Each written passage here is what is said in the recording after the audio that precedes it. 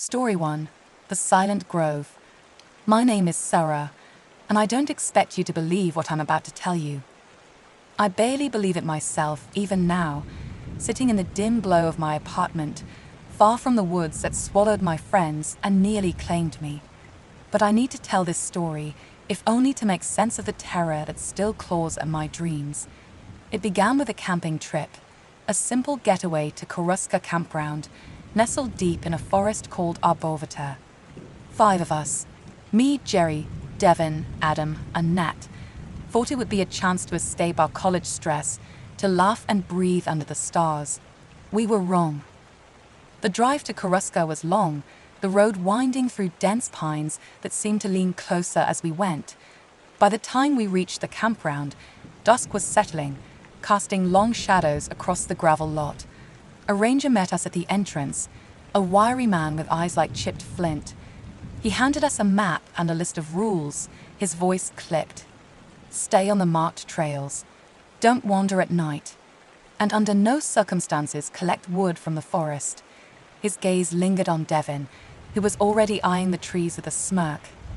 Firewood's for sale at the station. Use that. Devin, always the rebel, rolled his eyes as we set up camp. $10 for a tiny bundle. What a scam. He tossed the ranger's wood into a pile by our fire pit, muttering about sticking it to the man. I didn't like it. Something about the ranger's warning stuck in my gut, but I didn't say anything. We were here to relax, not argue. Our campsite was a small clearing, ringed by towering arborvita trees, their needle-like leaves forming a dense wall that seemed to absorb sound. We pitched our tents, set up chairs, and built a fire with the ranger's wood. The flames crackled, casting flickering light on our faces as we roasted marshmallows and swapped stories. For a while, it felt like the perfect night. The air was crisp, the stars sharp overhead. But Devin couldn't let it go. "This fire's pathetic," he said, kicking at the small pile of logs. "I'm getting more wood." "Devin, don't," I said, my voice sharper than I meant. The ranger sighed. "The ranger's full of it," he snapped, grabbing a flashlight. "Dead branches aren't hurting anyone." Before we could stop him, he slipped into the trees, his light bobbing until it vanished. Jerry sighed, shaking his head. "He'll be fine, Sarah. It's just wood." But it wasn't fine. Devin returned 20 minutes later, arms full of gnarled branches, grinning like he'd won a prize. "See, no big deal." He tossed the wood onto the fire, and the flames surged, spitting sparks into the night. The air grew heavier, like a storm was brewing, though the sky was clear. We tried to laugh it off, but the woods felt different now. Quieter, too quiet. By midnight, the fire was roaring, fed by Devin's illicit haul. We were joking about urban legends, Bigfoot, UFOs, the usual campfire fare, when it happened. The forest went silent. Not gradually, but all at once, like someone had flipped a switch. No crickets, no rustling leaves, no distant owls. Just a thick, suffocating stillness. My skin prickled. "Guys," I whispered, "do you hear that?" "Hear what?" Adam said, but his voice faltered. He heard it too, the absence of sound. Nat shifted in her chair, her eyes darting to the trees. "It's creepy out here," she murmured. Then came the scream. It tore through the night, sharp and guttural, like an animal in pain, but somehow worse. It wasn't human, but it wasn't entirely not human either. My heart lurched. "What the hell was that?" Jerry said, standing. "Devin?" Nat called, her voice trembling. Devin was sitting right beside her, but he looked pale, his earlier bravado gone. "That wasn't me," he said quietly. Another scream, closer this time. Jerry grabbed a flashlight and bolted toward the sound. "Devin, you idiot, where are you?" he shouted, even though Devin was still with us. I don't know why he ran, panic, maybe, or instinct, but I wish he hadn't. His light flickered through the trees, then stopped. For a moment, there was nothing. Then Jerry screamed, a raw, desperate sound that cut off abruptly. My stomach twisted. "Jerry," I yelled, jumping up. Adam grabbed my arm. Don't, Sarah. We need to stay together. But I couldn't just sit there. I shook him off and ran toward where Jerry's light had been, the others following. The beam of my flashlight swept over the trees, catching glimpses of bark and leaves, but no Jerry. Then I saw it, movement in the dark, just beyond the light's reach. Something low and fast, like a shadow with purpose. I froze. Jerry, I whispered. No answer, just the crunch of leaves under something heavy. Devon stepped forward, his voice shaking. Jerry, come on, man, this isn't funny.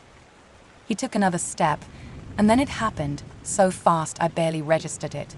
Devon stumbled backward, his flashlight falling as if he'd been yanked by an invisible force. He vanished into the trees, swallowed by the darkness in seconds.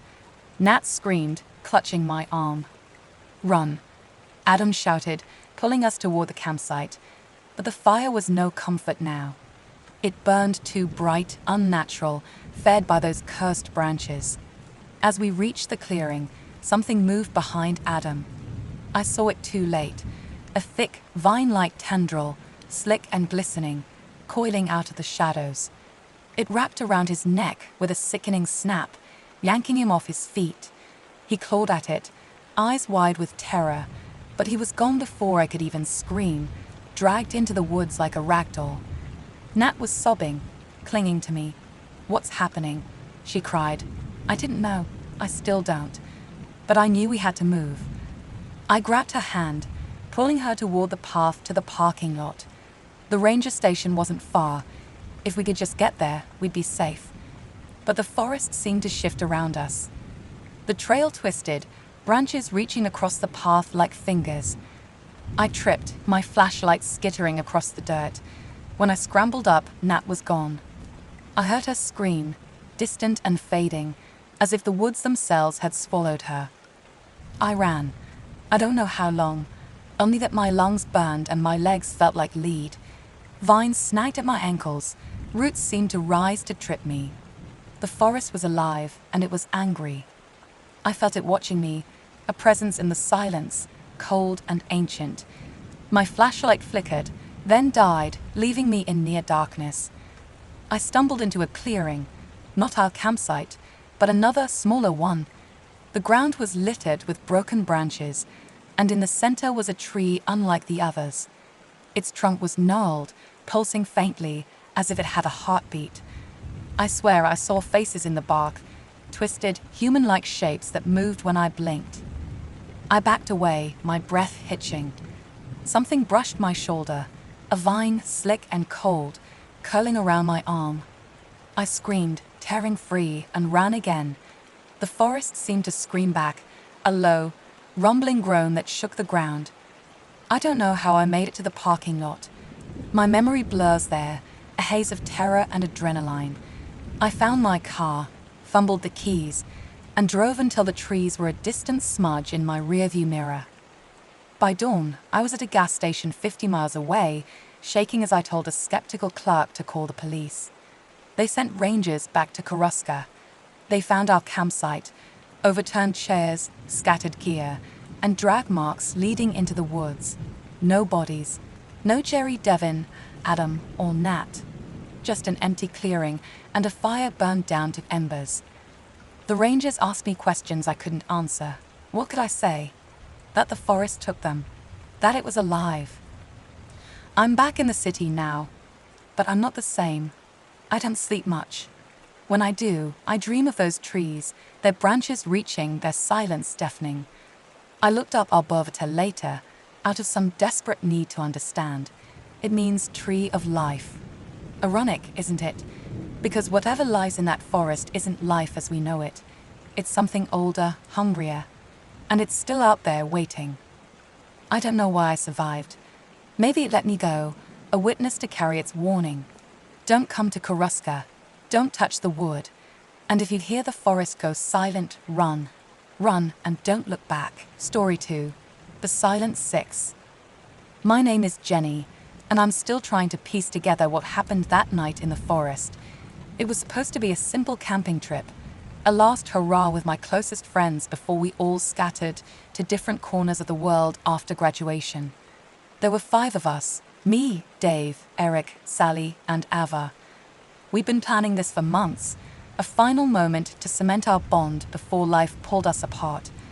The forest we chose was remote, a dense sprawl of pine and shadow called Blackwood, miles from the nearest town. It was perfect, quiet, untouched, ours. Also, we thought. We arrived at the clearing just after noon, the summer sun filtering through the canopy in golden patches. The air smelled of sap and earth, and we laughed as we set up our tents, tripping over stakes and arguing about who was better at starting the fire. By dusk, we had a crackling blaze going, our 5 camping chairs arranged in a loose circle around it. We roasted marshmallows, swapped stories of high school pranks, and teased Dave about his terrible sense of direction. It was easy, familiar, the kind of moment you want to bottle and keep forever. But as the sun dipped below the horizon, something shifted. The forest, which had been alive with birdsong and rustling leaves, grew still. Too still. I noticed it first when I stood to grab another marshmallow from the bag. I counted the chairs around the fire, 5, 1 for each of us. But for a fleeting second, it felt like there were 6. I shook it off, blaming the flickering shadows. Anyone else feel like we're being watched? I joked, expecting laughter. Instead, Sally's smile faltered. "Don't say that, Jenny. It's creepy out here." Her voice was light, but her eyes darted to the trees. Eric, always the skeptic, scoffed. "It's just the dark playing tricks. Forests are like that. Nothing's out there." He leaned back in his chair, but I noticed his foot tapping restlessly.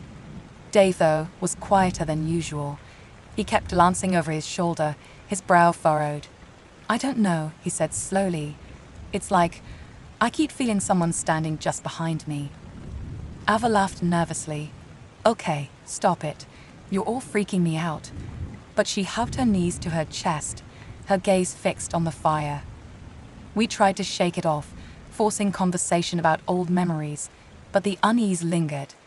Every snap of a twig made us jump. The firelight cast long shadows that seemed to move when we weren't looking. I counted the chairs again, still 5, still just us. But the feeling of an extra presence grew stronger, like a weight pressing down on the clearing. By midnight, we were all on edge. The fire had died to embers, and the darkness beyond felt suffocating. "Let's just go to bed," Eric suggested, his voice tight. "We're freaking ourselves out for no reason." We agreed, retreating to our tents. I zipped mine shut, but sleep wouldn't come. The silence of the forest was unnatural, like the world was holding its breath.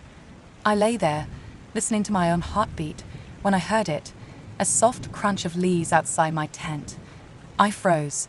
It wasn't the random rustle of wind or an animal. It was deliberate, like footsteps circling the clearing. "Dave," I whispered, hoping it was him checking the campsite. No answer. The crunching stopped, but now I could hear breathing, not mine, not from inside my tent, but just outside the thin nylon wall. Slow, steady, almost mocking.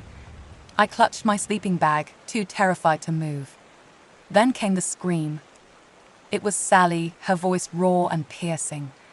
I tore out of my tent, flashlight shaking in my hand. Dave was already outside, his eyes wide with panic.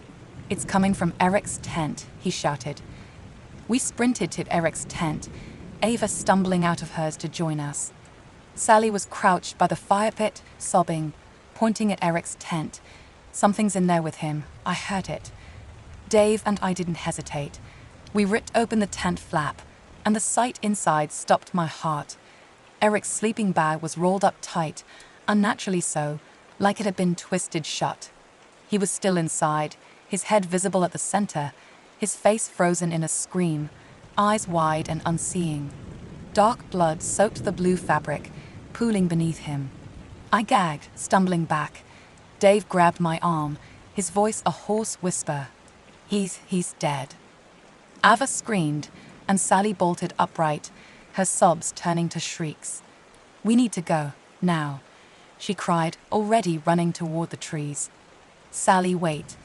I yelled, but she was gone, swallowed by the darkness. Eva took off after her, calling her name. Dave turned, his flashlight beam swinging wildly. "Jenny, we have tow." A guttural sound cut him off. A scream, not human, not animal, but something else, coming from the trees behind us. Dave spun toward it, his flashlight catching nothing but branches.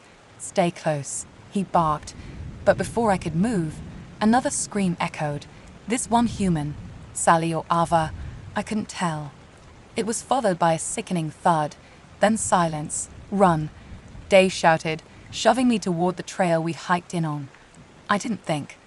I just ran, my flashlight bouncing, the forest a blur of shadows and thorns. I heard Dave behind me, his breaths ragged, but then another sound, a struggle, a choked cry. I didn't look back. I couldn't. My legs burned, my lungs screamed, but I kept going, tripping over roots, scraping my hands on bark. The trail seemed endless, the trees closing in like they were alive, guiding me deeper into the dark. I don't know how long I ran. Minutes, maybe hours. My flashlight died, leaving me in near total darkness, but I kept moving, driven by pure terror. Finally, the trees parted, and I stumbled into the car park, the gravel crunching under my feet. I almost cried when I saw our car, a beacon of safety in the moonlight. I fumbled with the keys, my hands shaking so badly I dropped them twice before unlocking the door. I slid into the driver's seat, slammed the door shut, and started the engine. The car rolled to life, and I peeled out of the lot, tires screeching. My heart pounded as I sped down the winding forest road, the trees a blur outside my windows.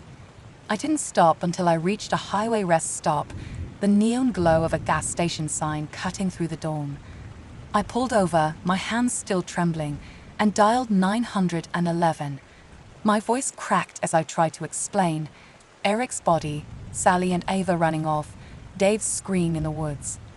The operator told me to stay put. That help was on the way. As I sat there, waiting, the adrenaline began to fade, replaced by a bone-deep chill.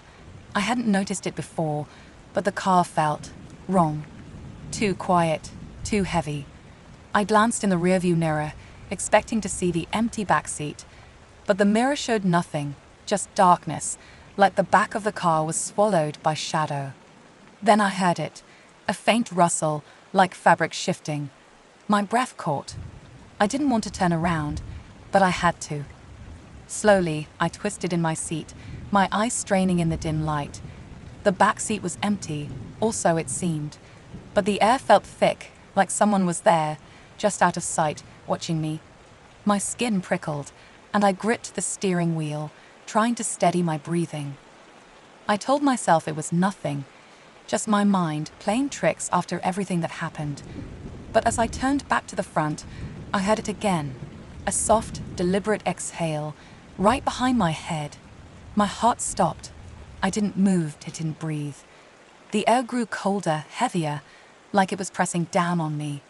I wanted to scream, to run, but I was frozen, trapped in the car with whatever was sitting behind me. The police arrived 20 minutes later. They found me curled up in the driver's seat, sobbing, unable to explain why I was so sure someone, or something, had been with me the whole time. They searched the car, the rest stopped the road. Nothing. No one. Just me. They never found Sally or Ava. Dave's body was recovered a mile from the campsite, his throat torn open, his flashlight still clutched in his hand. Eric's death was ruled a homicide, but the coroner couldn't explain the marks on his body. Deep, jagged wounds that didn't match any known weapon or animal. The police questioned me for hours, but I had no answers. How could I explain the feeling of that sixth presence, the one we all sensed but never saw? How could I describe the way the forest seemed to watch us waiting? I'm home now, but I don't sleep. Every night, I hear that rustle, that soft exhale just behind me. I check the locks, close the curtains, but it's always there, just out of sight. I don't know what followed me out of Blackwood, but I know it's still here. And I know it's waiting. Story 3. The Old Lonesome Trail. The Appalachian Trail had called to me for years, its endless ridges and shattered valleys a siren song for someone like me, a hiker who craved solitude over company, the crunch of leaves over conversation. I'd walked its paths before, but this time I wanted something different, something untouched. That's how I found myself on the Old Lonesome, a branch of the trail so forgotten it barely existed on modern maps. Locals in the nearby town of Blackthorn had whispered about it at the general store, their voices low, their eyes darting. Nobody goes there anymore, one old man had said, spitting into the dirt. Not unless they're looking for trouble. I'd laughed it off. Trouble was just another word for adventure. The trailhead was unmarked, hidden behind a tangle of brambles at the edge of a gravel lot. My boots sank into the damp earth as I pushed through, the air already thick with the scent of pine and decay. The path was narrow, overgrown, the kind of trail that hadn't seen a soul in decades. Trees loomed close, their branches knitting together overhead, filtering the sunlight into a dim, greenish haze. My pack felt heavier than usual, the weight of my supplies, knife, flint, dehydrated meals, a small tent, pressing against my shoulders. I was prepared, I always was. The first day was quiet. Too quiet, maybe. No birdsong, no rustle of squirrels, just the steady rhythm of my own footsteps. I chopped it up to the season, late autumn, when the forest starts to hush itself for winter. By dusk, I'd covered a good 10 miles, my legs burning but my spirits high. I set up camp in a small clearing, the ground soft with fallen leaves. As I ate a cold meal from my pack, I noticed the silence again. It wasn't just quiet, it was heavy, like the air itself was holding its breath.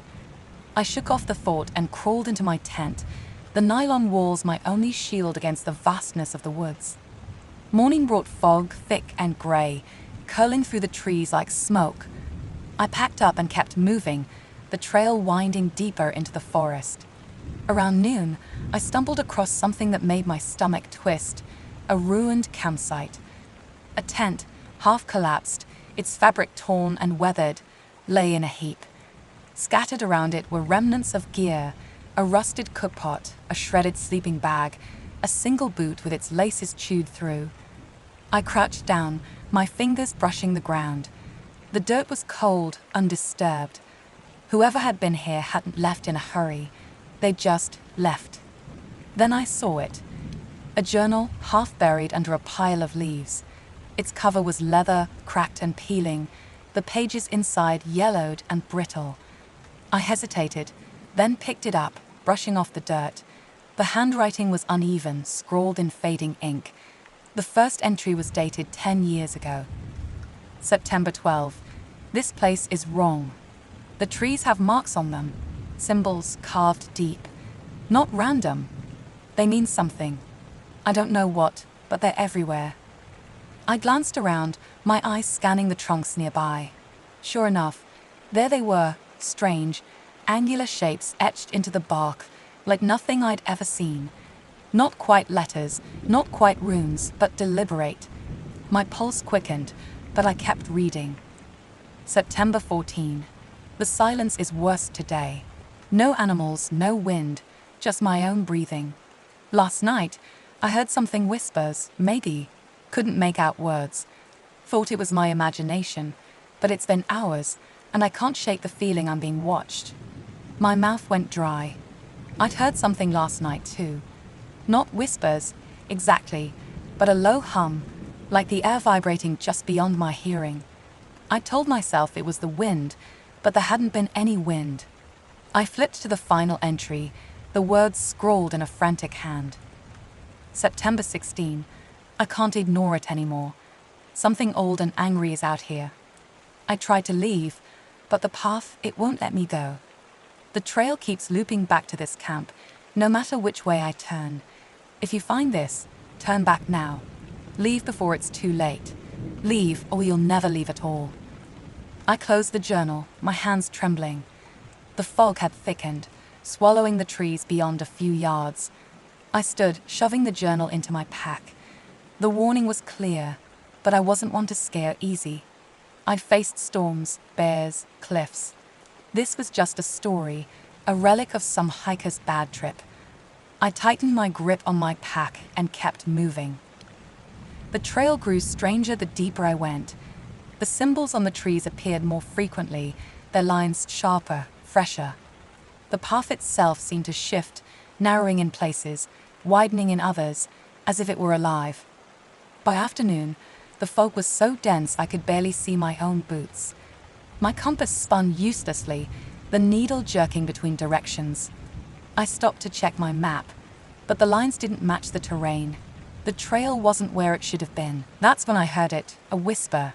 Not words, not quite, but a sound like voices overlapping, soft and urgent. I froze, my heart hammering. The sound came from everywhere and nowhere, carried on the fog. I called out, my voice hoarse. "Who's there?" No answer, just the whispers, louder now, circling me. I drew my hunting knife, its weight reassuring in my hand. The blade was sharp, 7 inches of steel. If something was out there, I'd face it. Night fell too fast. I didn't want to camp, but the fog made it impossible to keep going. I set up my tent in a small hollow, the ground uneven beneath me. The whispers had stopped, but the silence was worse, pressing against my ears like a physical force. I sat inside my tent, knife in hand, listening. Hours passed, or maybe minutes. Time felt slippery. Then a sound. A twig snapping, deliberate, just outside the tent. I held my breath, gripping the knife tighter. Another snap, closer. Something was circling the tent, slow and deliberate. I unzipped the flap and stepped out, the fog swallowing the beam of my flashlight. "Show yourself," I shouted, my voice swallowed by the mist. For a moment, there was nothing. Then, a shape moved in the fog, a shadow, tall and twisted, its edges blurring into the mist. It wasn't human. Its limbs were too long, its head too large, and its eyes, God, its eyes, were hollow pits, glowing faintly like dying embers. It didn't move toward me, just stood there watching. I backed away, my knife raised. The thing tilted its head, as if curious, then took a step forward. The air grew colder, the fog thicker, and the whispers returned, louder, angrier. I swung the knife, more to keep it at bay than to hit it. The creature didn't flinch. It took another step, its form flickering like a bad signal.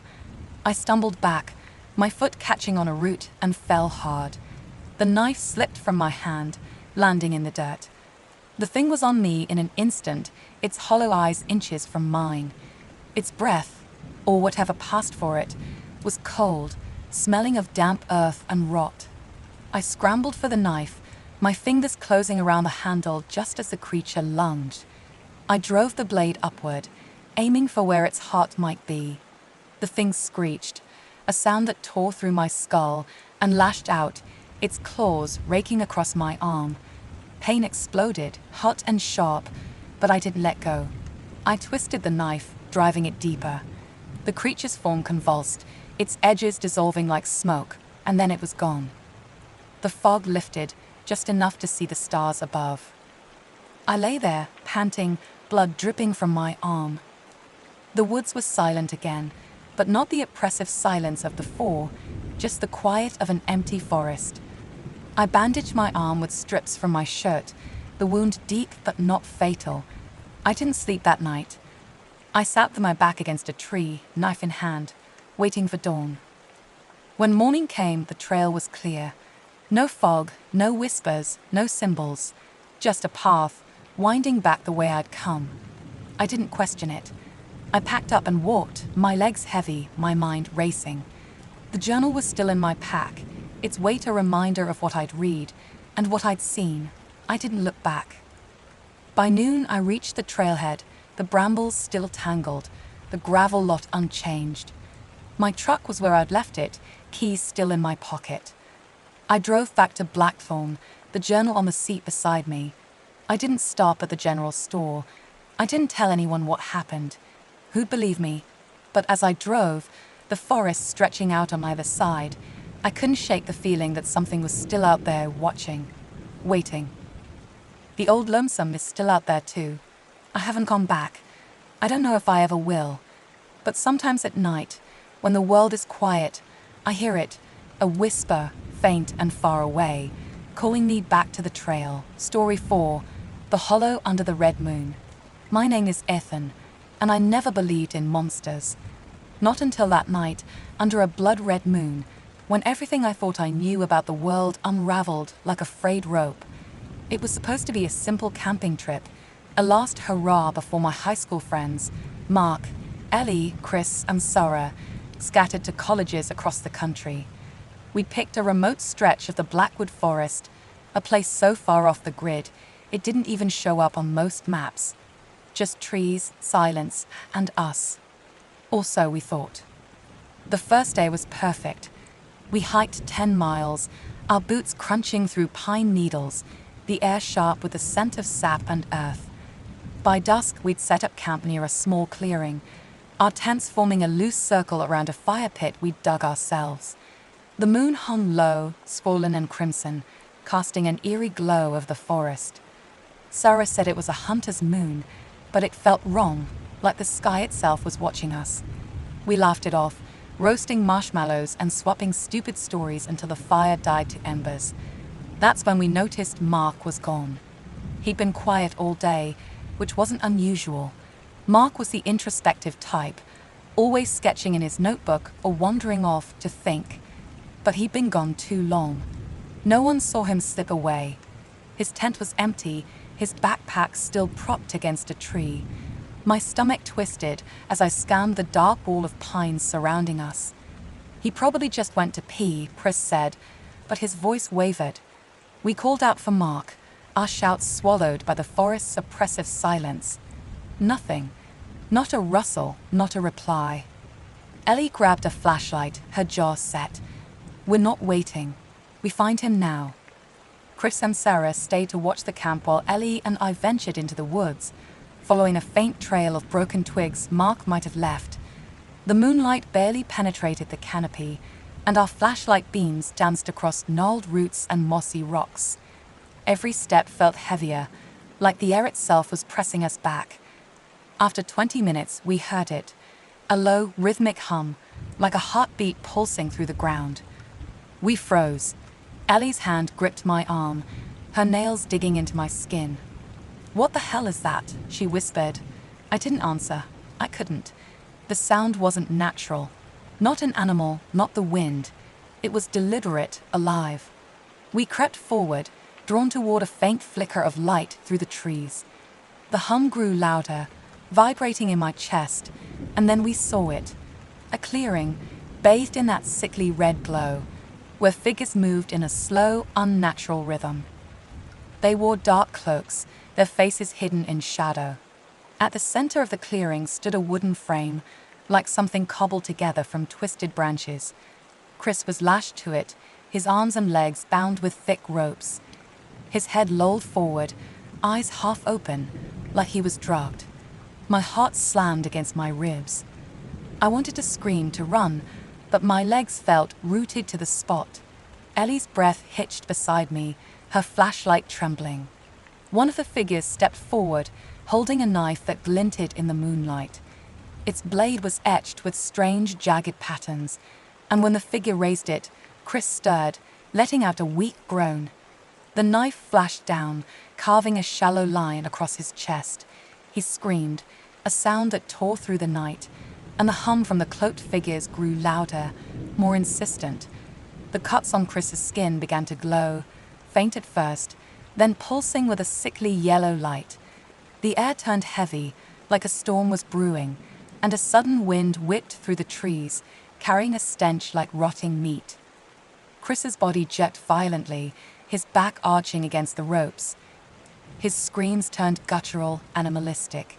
His skin stretched, bulging in ways that didn't make sense, like something was pushing out from inside him.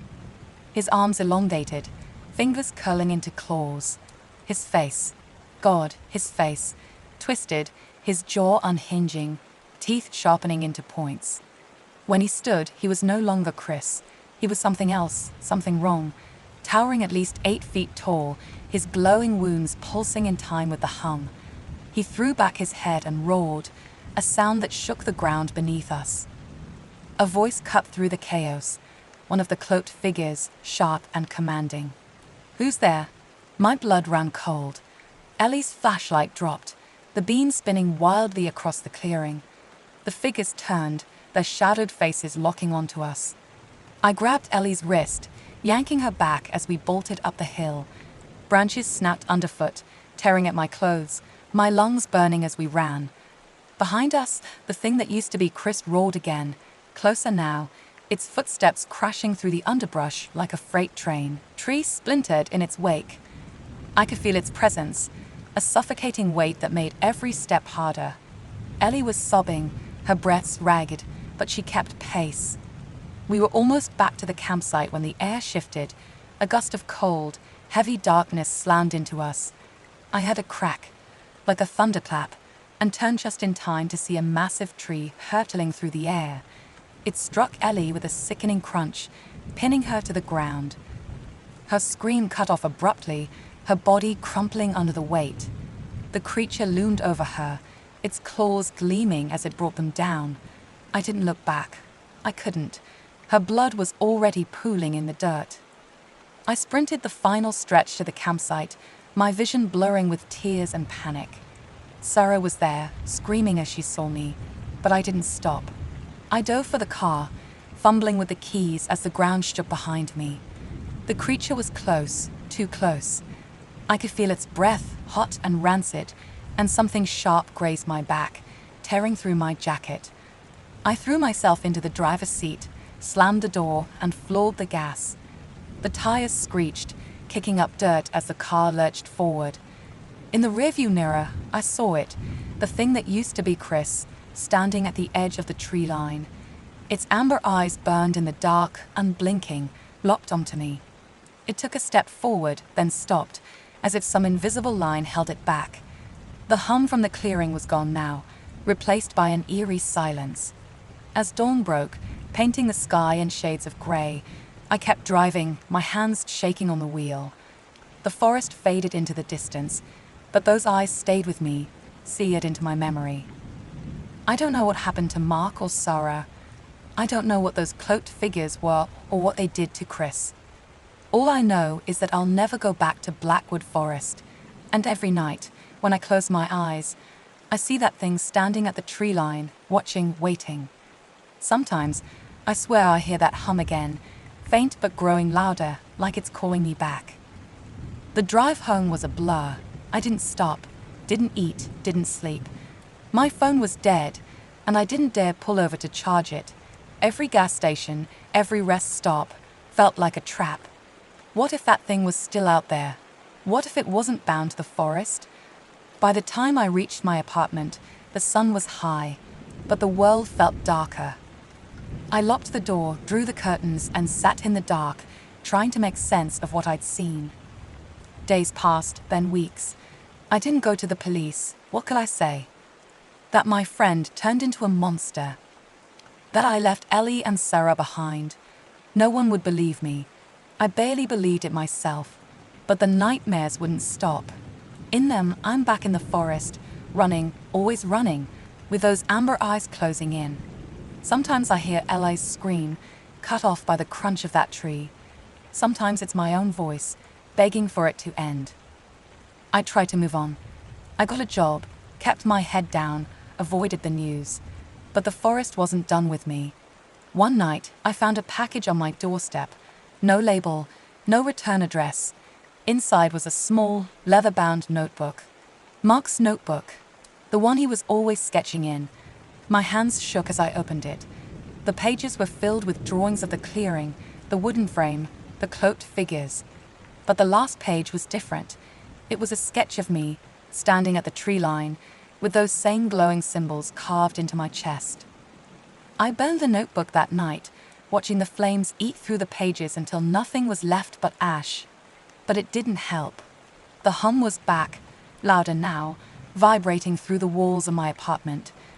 I started seeing things, shadows moving in the corners of my vision, amber eyes glinting in the dark. I stopped sleeping. I stopped leaving the house. Every creak of the floorboards, every gust of wind, felt like a warning. Last night, I heard it again, the hum, clear as day, coming from outside my window. I didn't look. I couldn't. But I felt it, that same suffocating weight from the forest, pressing down on me. I donned shapes, cloaked figures circling my building, their faces hidden.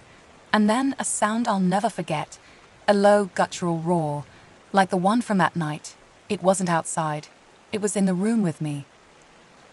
I'm writing this now because I don't know how much time I have left. The hum is constant, a pulse in my skull. The shadows are closer, and the air feels wrong, like it did in the clearing. I don't know what they want or why they chose us.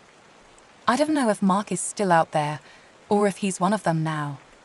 All I know is that I can't run forever. The forest is coming for me, and there's no tree line to stop it this time. Story 5. The Vanishing Trail.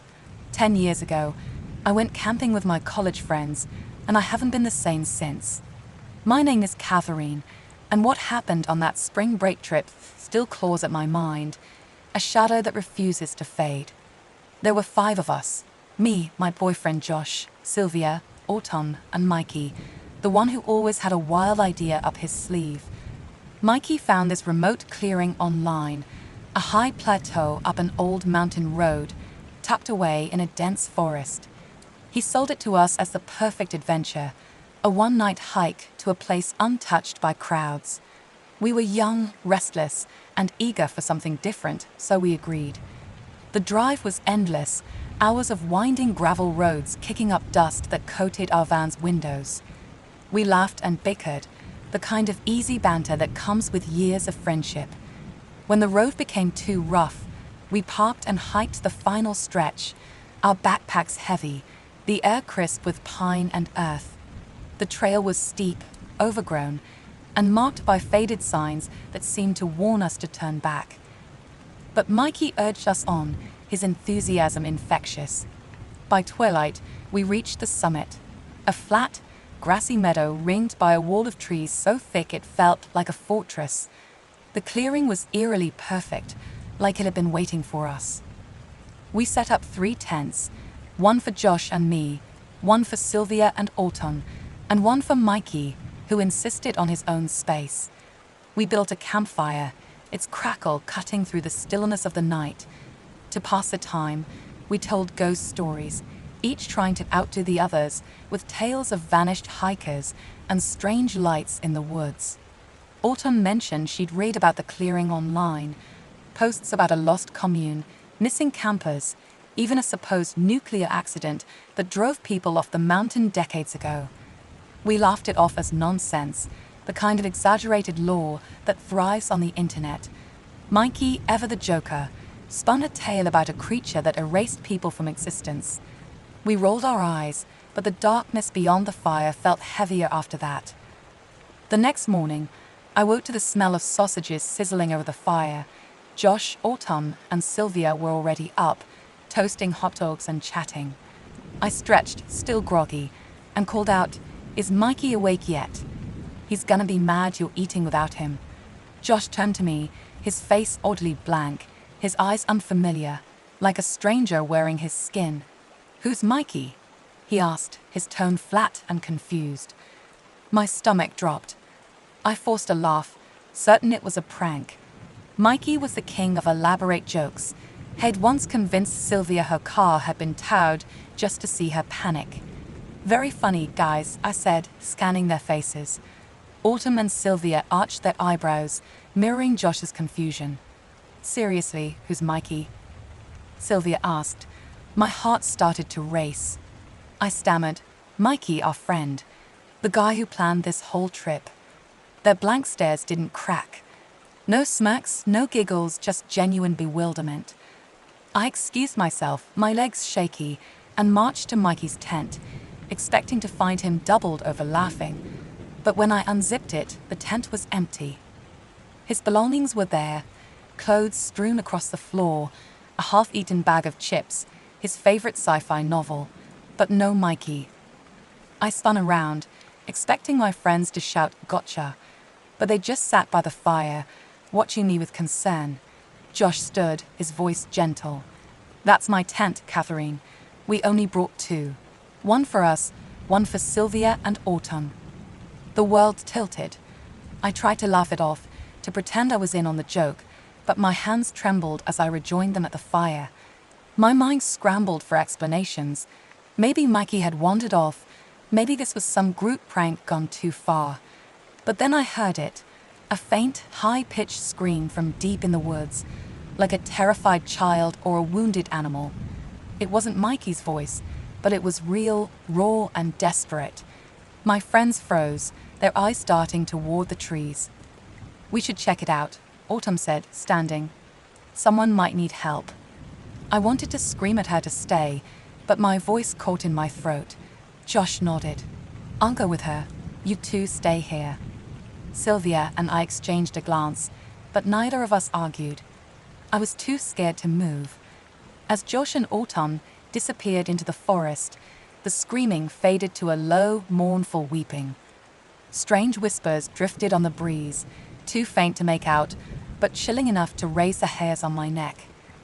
Left alone with Sylvia, I busied myself cleaning Mikey's tent, desperate for distraction. Among his things, I found a leather-bound book, heavy and worn, filled with strange sketches, grotesque creatures with too many limbs, eyes that seemed to watch me from the page. Tucked inside were printouts of articles about the clearing, missing hikers, a commune that vanished overnight, settlers who fled the mountains centuries ago. My hands shook as I read. This wasn't a prank. Something was wrong with this place. Exhausted, I curled up on Mikey's sleeping bag and drifted into a fitful sleep. In my dreams, the screams from the woods grew louder, closer, pulling at me like a tide. I woke to evening light filtering through the tent. The fire was still burning, and Sylvia and Josh sat on logs, playing cards as if nothing had happened. But Autumn was gone. The screaming had returned, louder now, insistent. "Do you hear that?" I asked, my voice trembling. Sylvia looked up, puzzled. "Hear what?" "Autumn," I shouted. "Your girlfriend. She went into the woods with Josh hours ago, and she's not back." Josh frowned, his eyes blank again. "Who's Autumn?" he asked. Sylvia echoed him, her voice soft but confused. "Catherine, what are you talking about? It's just us." The pattern hit me like a blow. Anyone who left the campsite vanished from memory. My phone was dead, no signal, no proof of anything. My own memories felt fragile, like they could slip away if I didn't hold on tight. Sylvia, shaken by my outburst, stood abruptly. "I need to clear my head," she said. "I'm going for a walk, alone." I begged her to stay, but she brushed me off and disappeared into the trees. The screams grew louder, more frantic. Josh and I sat in silence as dusk fell. I watched him, waiting for the moment his face would go blank again. It didn't take long. His expression softened, and he smiled at me, warm and oblivious. "The forest is so beautiful, isn't it? I'm so glad we decided to take this trip together, just the two of us." My blood ran cold. He'd forgotten Sylvia. He'd forgotten everyone. I couldn't stay. When Josh's breathing deepened in sleep, I crept out of the tent, my heart pounding. The campsite felt like a graveyard, the tents filled with ghosts of my friends' belongings. I searched for the van keys, rifling through backpacks and pockets, but found nothing. The screams in the woods swelled, a chorus of anguish echoing from every direction. "Help!" they cried, pulling me toward the trees. I stumbled down the trail to the van, my hands shaking as I tried every door. Locked. I collapsed against the metal, sobbing, the wails growing louder, closer. I ran back to camp, the forest alive with sound. As I reached the clearing, I saw Josh's figure slip into the tree line. I screamed his name, but the forest swallowed my voice. Panic took over. I plunged into the woods after him, branches tearing at my skin, the screams guiding me deeper. My foot caught on a root, and I fell, pain exploding in my ankle as it twisted on sharp rocks. I lay there, helpless, bleeding, the cries blending with my own desperate sobs. The forest went silent. Then, footsteps crunched through the leaves. A figure loomed above me. Mikey, pale and distant, his eyes hollow. "Mikey," I croaked. "It's me, Catherine." He didn't speak, just lifted me in his arms and carried me back to the campsite. When we arrived, my friends were there, asleep in their tents. They woke as Mickey sat me down, fussing over me, their voices overlapping. Josh, Autumn, Sylvia, all alive, all oblivious. "You wandered off," they said. "You must have been sleepwalking. You fell and hurt your leg." They bundled me into the van and sped to the hospital. My ankle was broken, they said, from a clumsy fall in the dark. Their story was neat, logical. We'd all fallen asleep by the fire, and I'd wandered off confused. But I remembered the truth, the blank eyes, the screams, the way my friends vanished one by one. I remembered Mikey finding me, though he claims he was with us the whole time. The others moved on, their memories unscarred. But I can't. The screams still echo when I close my eyes, and the forest's pull never fades. I drift through life in a haze, haunted by a truth no one else can see. Whatever happened on that mountain took a piece of me, and it's still out there waiting. Story 6. A Night in the Forest. The forest was a living thing. Also, it felt as we trekked deeper into its heart. My name's Ethan, and I'd convinced my friends, Mia, Lucas, and Sarah, for a late autumn camping trip in the dense woods a few hours from town. We were all in our early 20s, restless and craving something real, something to jolt us out of our mundane routines. The plan was simple: hike to a remote clearing, set up camp near an old stone house we'd heard about, and spend a night under the stars. The house was a local legend, abandoned for decades, supposedly built by some reclusive settler who vanished without a trace. We didn't believe in ghost stories, but the idea of camping beside a relic of the past was thrilling.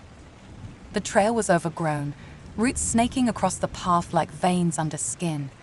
The air grew colder as the sun dipped, painting the canopy in shades of amber and rust. We reached the clearing just before dusk. The stone house squatted at the edge, its walls moss-covered and sagging, windows like empty eye sockets. It wasn't much, a single-story structure, maybe 3 rooms, with a crumbling chimney. The clearing itself was wide, dotted with patches of gravel and surrounded by towering pines that seemed to lean inward, watching us. "Creepy as hell," Lucas said, dropping his backpack. He was a skeptic of the group, always quick with a joke to cut through tension. "Who's ready to get eaten by a bear?" "Shut up," Mia laughed, nudging him. She was the planner, the one who'd mapped our route and packed enough supplies for a week. Sarah, quieter, was already scanning the clearing, her camera dangling from her neck. She loved documenting everything, said it made her feel like she was capturing time itself. We set up camp quickly: 2 tents, a fire pit, and our gear arranged in a neat circle. The stone house loomed in the background, but we ignored it, focusing on the crackle of the fire we built as night fell. The flames cast flickering shadows, and the forest around us seemed to tighten, the air thick with the scent of pine and damp earth. We decided to pass the time with stories, the scarier the better. Lucas went first, spinning a tale about a hiker lost in these same woods, stalked by something that mimicked his voice. Sarah followed with a story about a forgotten graveyard, her voice low and deliberate, pulling us in. It was my turn.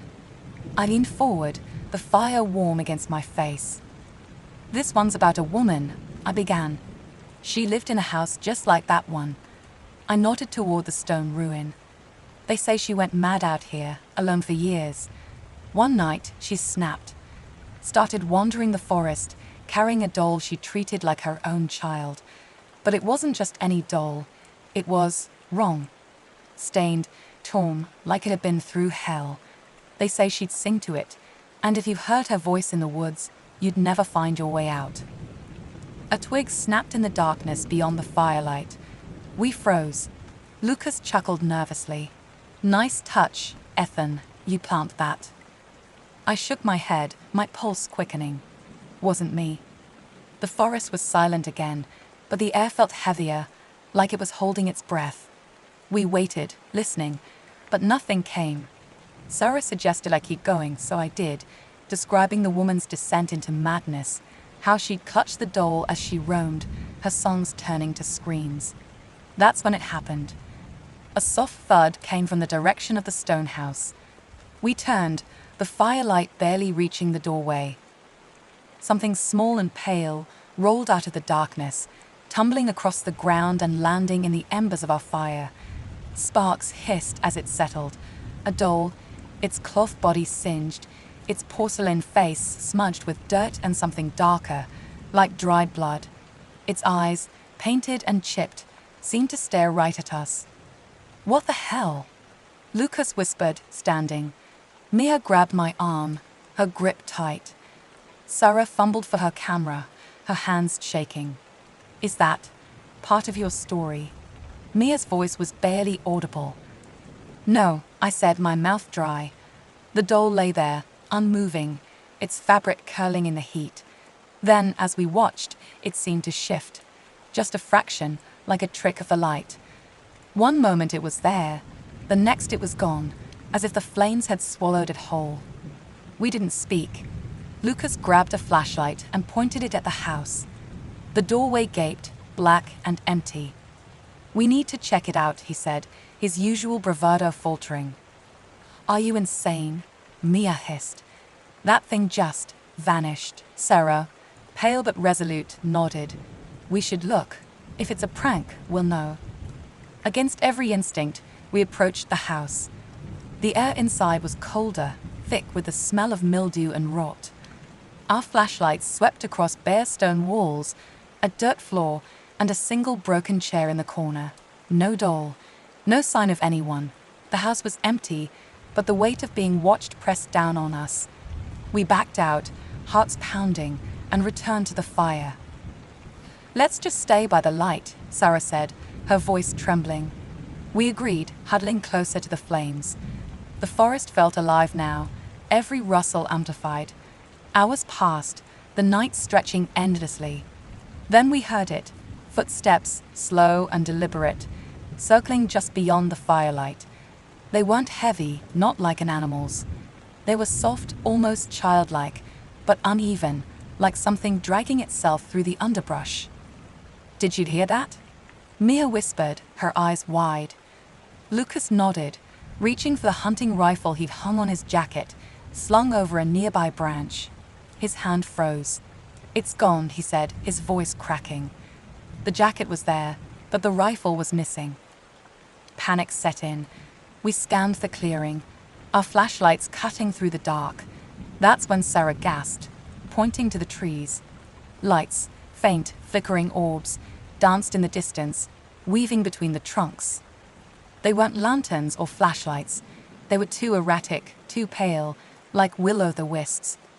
They hovered, then vanished, only to reappear closer. "We need to go," I said, my voice barely steady. No one argued. We grabbed our packs, abandoning the tents, and bolted for the trail. The footsteps followed, faster now, crunching through the leaves. I didn't look back. None of us did. We ran until we reached our cars, parked at the trailhead. The drive back to town was silent, each of us too shaken to speak. Morning came, grey and cold. We couldn't leave it alone, not after what we'd seen. We returned to the clearing, hoping daylight would strip away the terror. The stone house stood as we'd left it, empty and desolate. Our tents were untouched, the fire pit cold. But as I scanned the house, something caught my eye. A smear of red on the windowsill, fresh and glistening. "Blood." "Guys," I called, my voice hoarse. They joined me, and we followed a faint trail of dried blood drops leading from the house to the gravel path. Lucas knelt, brushing away loose stones. His hand froze, and he stumbled back. Buried shallowly in the gravel was a small, severed hand, a child's, pale and bloodied, the stump ragged. Blood had seeped into the ground, pooling in the dirt. Mia gagged, turning away. Sarah's camera clicked, her hands shaking as she documented the horror. Lucas just stared, his face ashen. "What the hell happened here?" he whispered. We left, calling the authorities from the road. They searched the clearing, the house, the surrounding woods. They found nothing. No doll, no rifle, no trace of whoever or whatever left that hand. The official report called it an animal attack, a lost hiker maybe, but we knew better. The forest had shown us something, a glimpse of a violence that lingered in that clearing, tied to the stone house and its forgotten past. We don't talk about that night anymore. Mia moved away, Sarah stopped taking photos, and Lucas avoids the outdoors entirely. I still dream of the doll's chipped eyes, the footsteps in the dark, the lights that dance just out of reach. The forest keeps its secrets, but it left us with one truth. Whatever haunts that clearing isn't done. It's waiting, and I can still feel its gaze. Story 7. The Killroom in the Woods. My name is Quinn, and I'm not sure I'll ever shake the dread that clings to me after what my brother Logan and I found in the forest last summer. We were just kids, 17 and 15, chasing adventure in the endless pines near our small town. The woods were our playground, miles of trails, creeks, and hidden clearings we thought we knew like the backs of our hands. But that day, we stumbled onto something that turned our world upside down, something that still haunts my dreams. It was a humid July afternoon, the kind where the air sticks to your skin and the cicadas scream. Logan, always the reckless one, wanted to explore deeper than we ever had before, past the familiar deer paths and into the dense, uncharted heart of the forest. I hesitated. Mom and Dad always warned us about getting lost, but Logan's grin was infectious. "Come on, Quinn," he said, tossing a stick at me. "What's the worst that could happen?" Famous last words. We hiked for hours, the trees growing thicker, the light dimmer. Just when I was about to call it quits, Logan froze, pointing through a gap in the pines. There, half swallowed by vines and shadows, stood a cabin. It was small, weathered, but strangely well kept. No broken windows, no sagging roof. It didn't belong here. No one in town had ever mentioned a cabin this deep in the woods.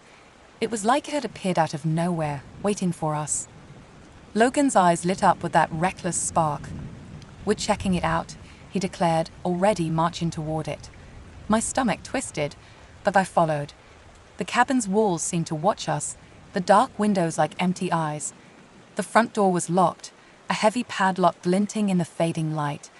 Logan didn't care. He circled the place, found a window with a loose latch, and pried it open with his pocket knife. "You first," he said, smirking. I wanted to punch him, but I climbed through, my heart pounding. Inside, the air was stale, thick with dust and something sharper, bleach maybe. The cabin was sparse. A rickety table, a single chair, a stove in the corner. But the floor caught my eye. Dark stains, irregular and splotchy, spread across the wood. I knelt, touching one. It was dry but sticky, like it hadn't been cleaned properly. Logan nudged me, pointing to a floorboard that sat unevenly, slightly raised. My gut screamed to leave, but Logan was already prying it up with his knife. The board popped free, revealing a trapdoor underneath, its edges worn smooth from use. We stared at each other, the weight of the moment pressing down. "We have to see what's down there," Logan whispered. I wanted to argue that curiosity and fear of looking weak won out. We lifted the trapdoor, revealing a rusty ladder descending into darkness. The smell hit us first, bleach again, mixed with something metallic and wrong.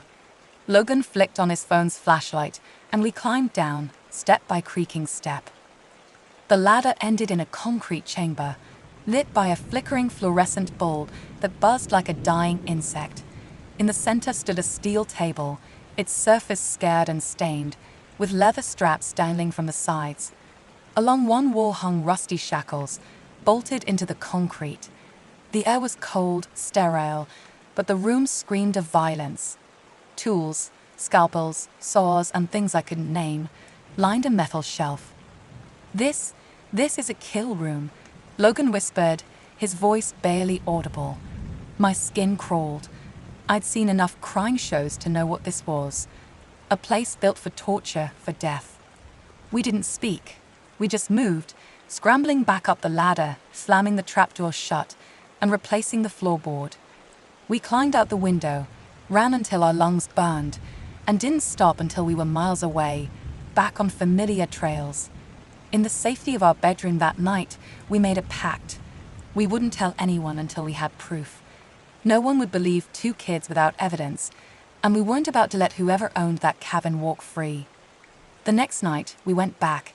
We were idiots, I know, but we were also determined. We grabbed Dad's hunting rifles, old .22s we'd used for target practice, and crept back to the forest under cover of darkness. First, we scouted the only house near the wood's edge, a rundown place owned by a guy named Mr. Eldridge. He was a recluse, tall and wiry, with a face like carved stone.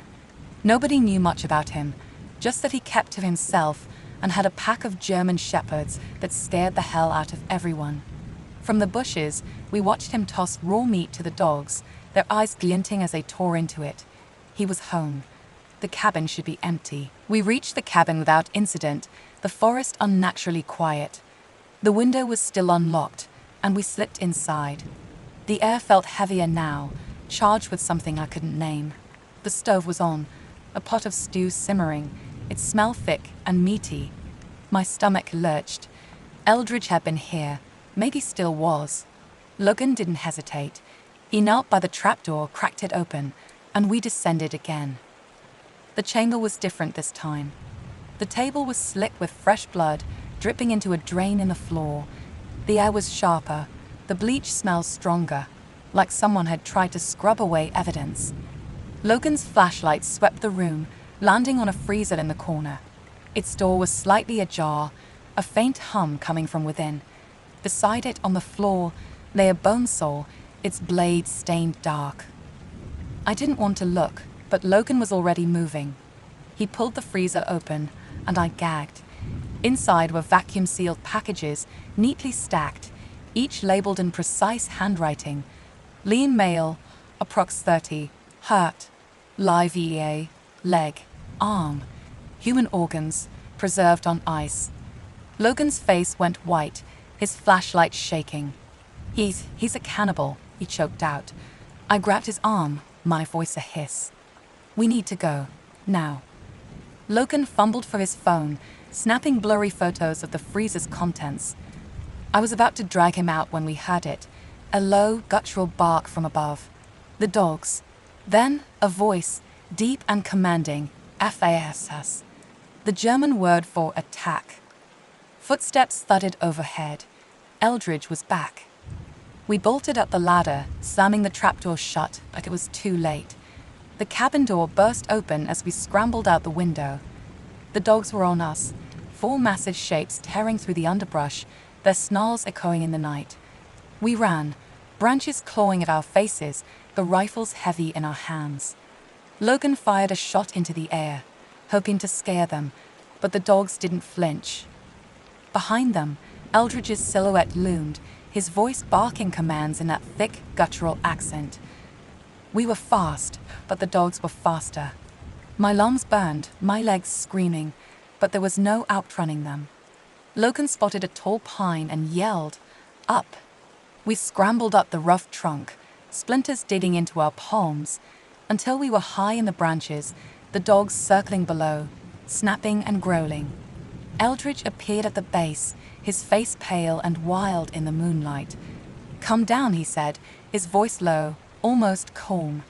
"You saw nothing. You tell no one." We didn't move, didn't breathe.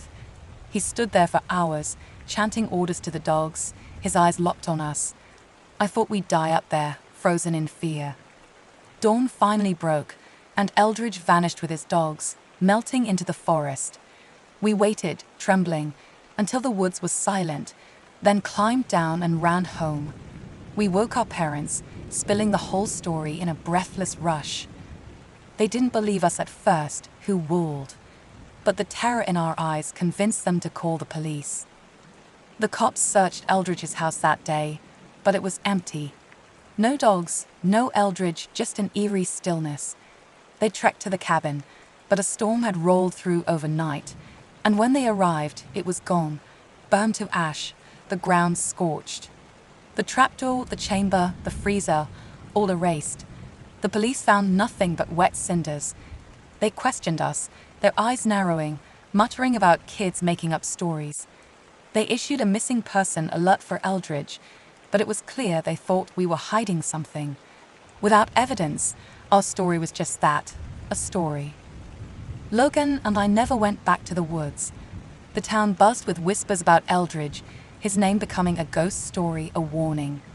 People kept disappearing in the forest, hikers and hunters who never came back. Everyone wondered if he was still out there, watching, waiting. I still see that freezer in my nightmares, those neatly labeled packages, the bone saw glinting in the dark.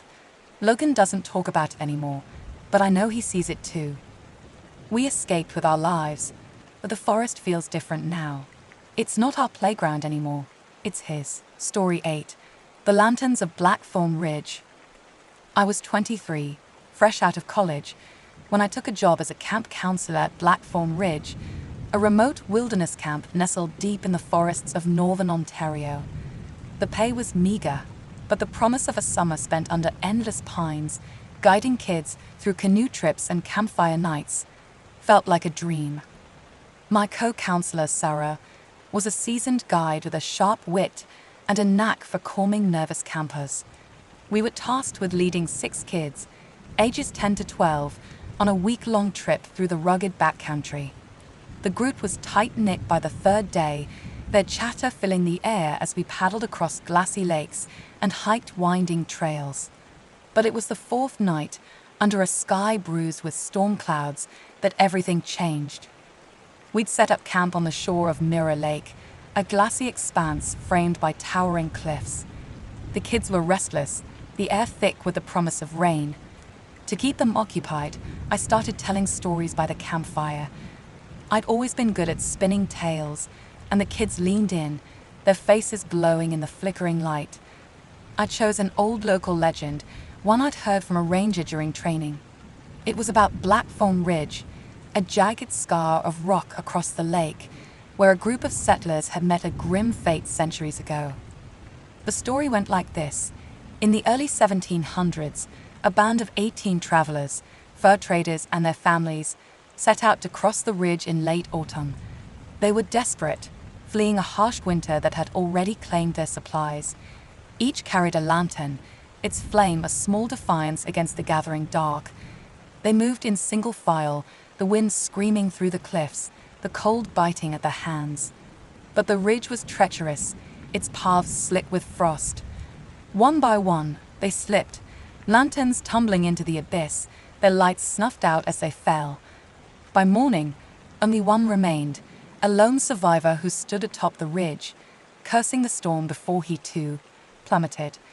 The legend warned that when the conditions were right, when a storm loomed over Mirror Lake, those lanterns would reappear, not as spirits, but as omens.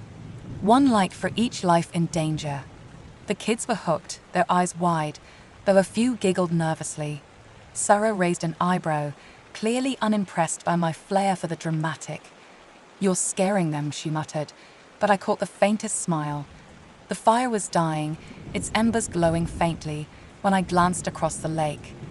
At first, I thought it was a trick of the light, a reflection, maybe, or my imagination running wild. But there, high on the cliffs of Blackthorn Ridge, a single golden light flickered.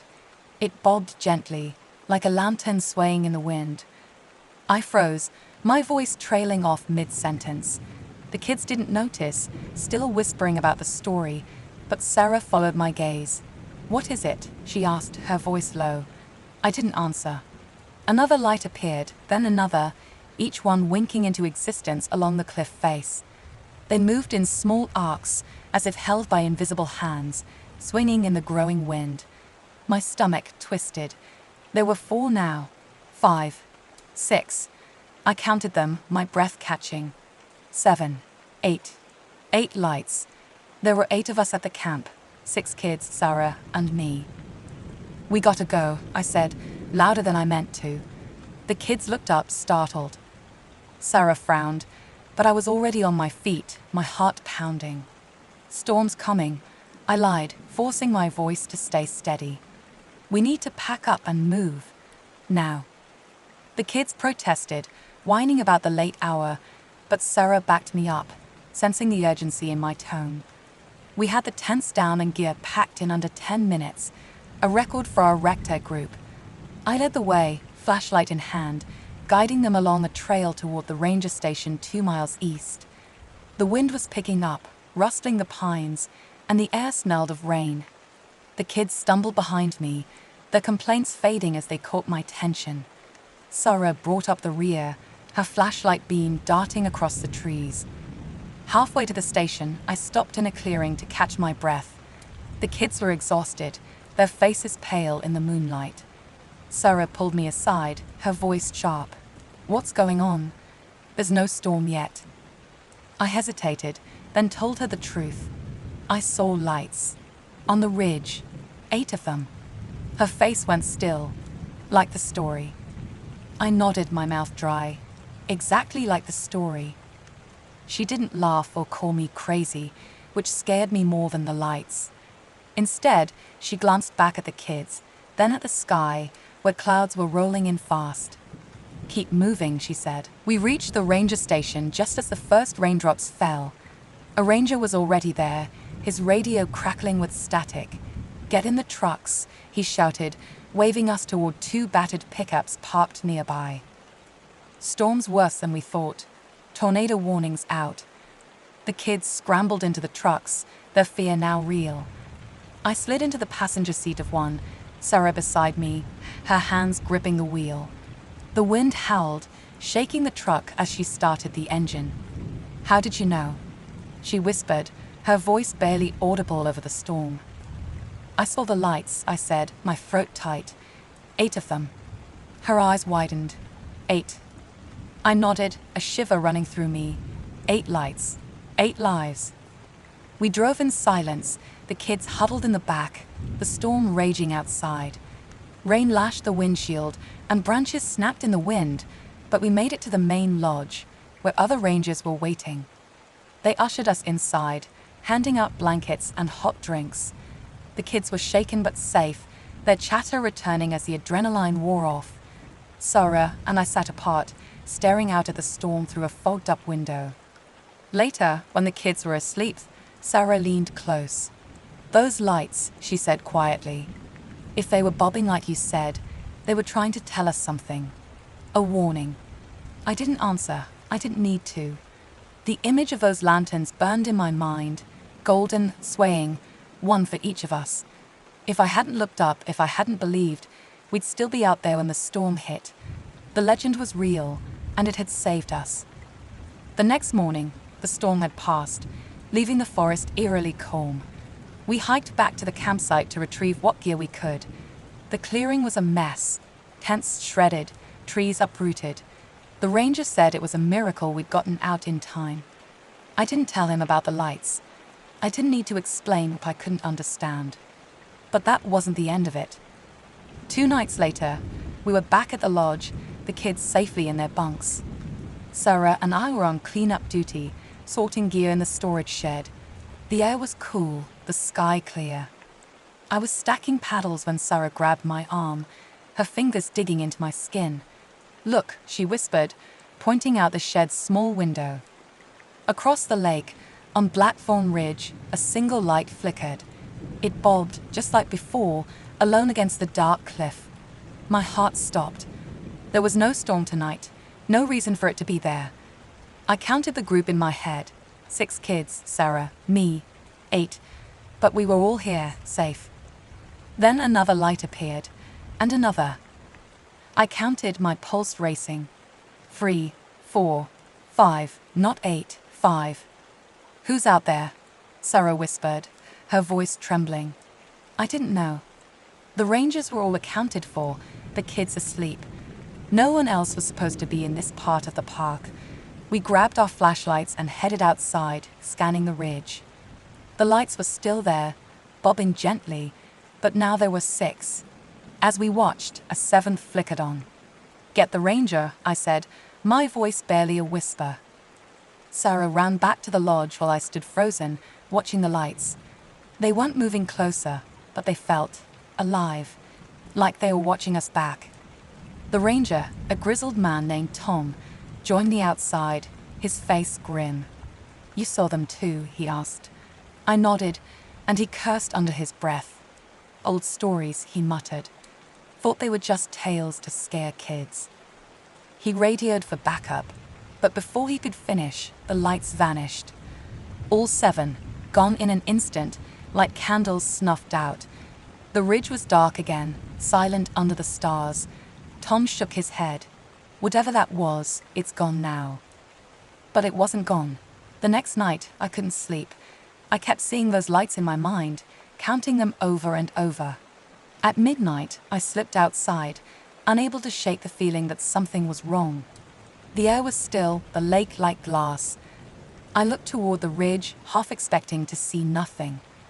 There they were, 7 lights, bobbing in their eerie dance. I stood there, alone, my breath fogging in the cold. Then, slowly, an 8th light appeared. But this time, it wasn't on the ridge. It was closer, much closer. At the edge of the lake, maybe 100 yards away, a single golden light swayed in the darkness. I stumbled back, my flashlight shaking in my hand. The light didn't move, but it felt like it was watching me, waiting. I wanted to run, to scream, but my legs wouldn't move. Then, from the woods behind me, I heard a sound, a low, rhythmic creak, like a rope swinging in the wind. I turned, my flashlight beam cutting through the trees. Nothing, just shadows. But when I looked back at the lake, the 8th light was gone. The ridge was dark again, the 7 lights extinguished. I didn't tell Sarah or the rangers. I didn't know how. But for the rest of the summer, I avoided looking at Blackthorn Ridge. We finished the camp season without incident, the kids none the wiser. Sarah never spoke of it again, but I saw the way she glanced at the cliffs when she thought no one was watching. The lanterns of Blackthorn Ridge weren't ghosts. They weren't tricks of the light. They were warnings, tied to something older than the forest itself. I don't know what they wanted, or why they appeared when they did. But I know one thing. They saved us that first night, and every night after, when those lights flickered on, I couldn't shake the feeling that they were counting us. Watching, waiting for someone to slip. Story 9. The Well in the Forest. My name is Andrew, and I'm writing this from the floor of our Jeep, my hands trembling, my headlamp flickering. I don't know how much time I have left, but I need to tell you what happened. Maybe someone will find this journal. Maybe it'll warn you. We thought we were just camping, 5 friends looking for a quiet weekend in the wild. But the forest had other plans. It started innocently enough. Me, David, Josh, Lauren, and Vanessa packed into my Jeep, driving hours into a remote, unmarked stretch of woods we'd found on an old map. No trails, no signs, just endless pines and birches swallowing the horizon.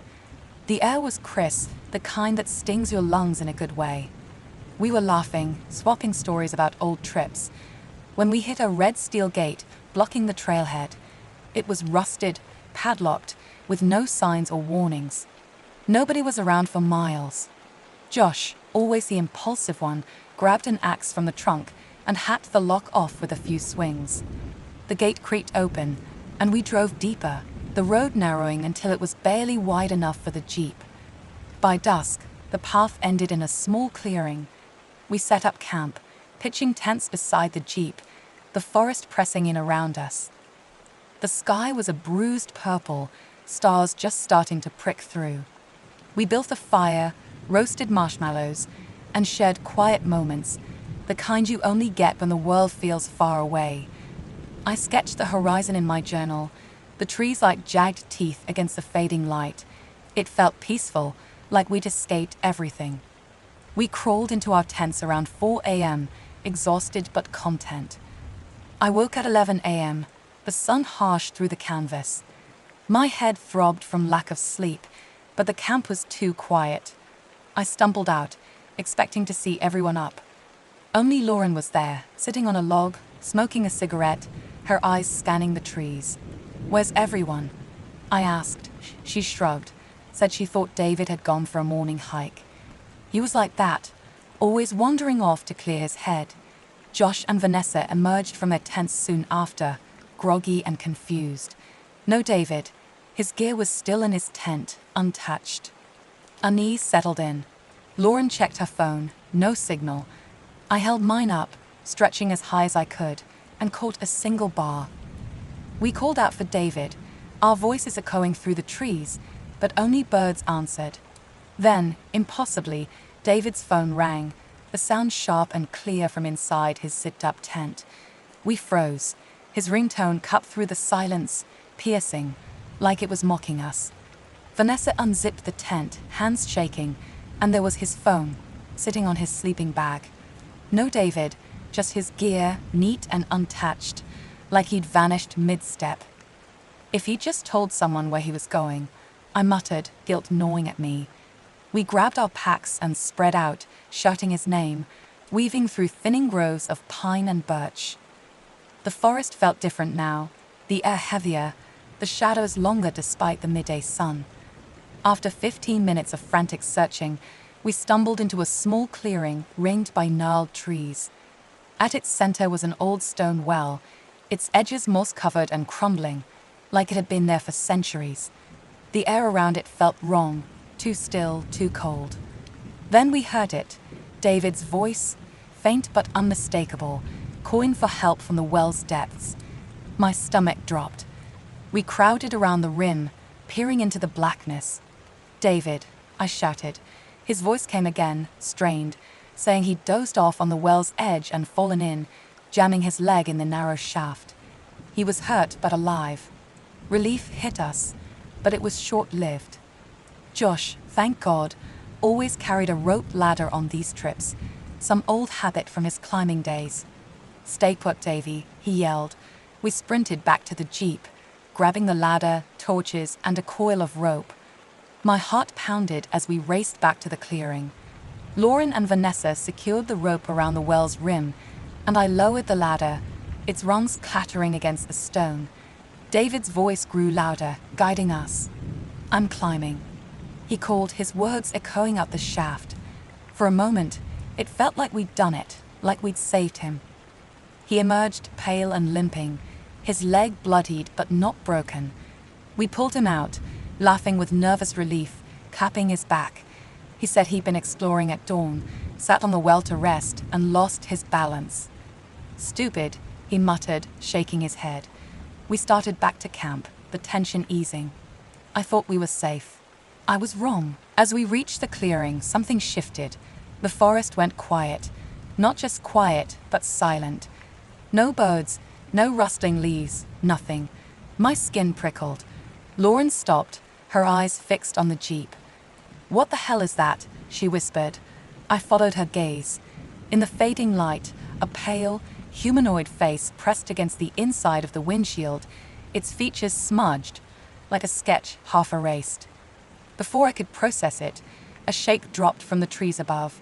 A creature, tar-black, with lanky limbs and a gaping mouth like a sucker. It moved too fast, snatching Lauren by her hair and yanking her backward.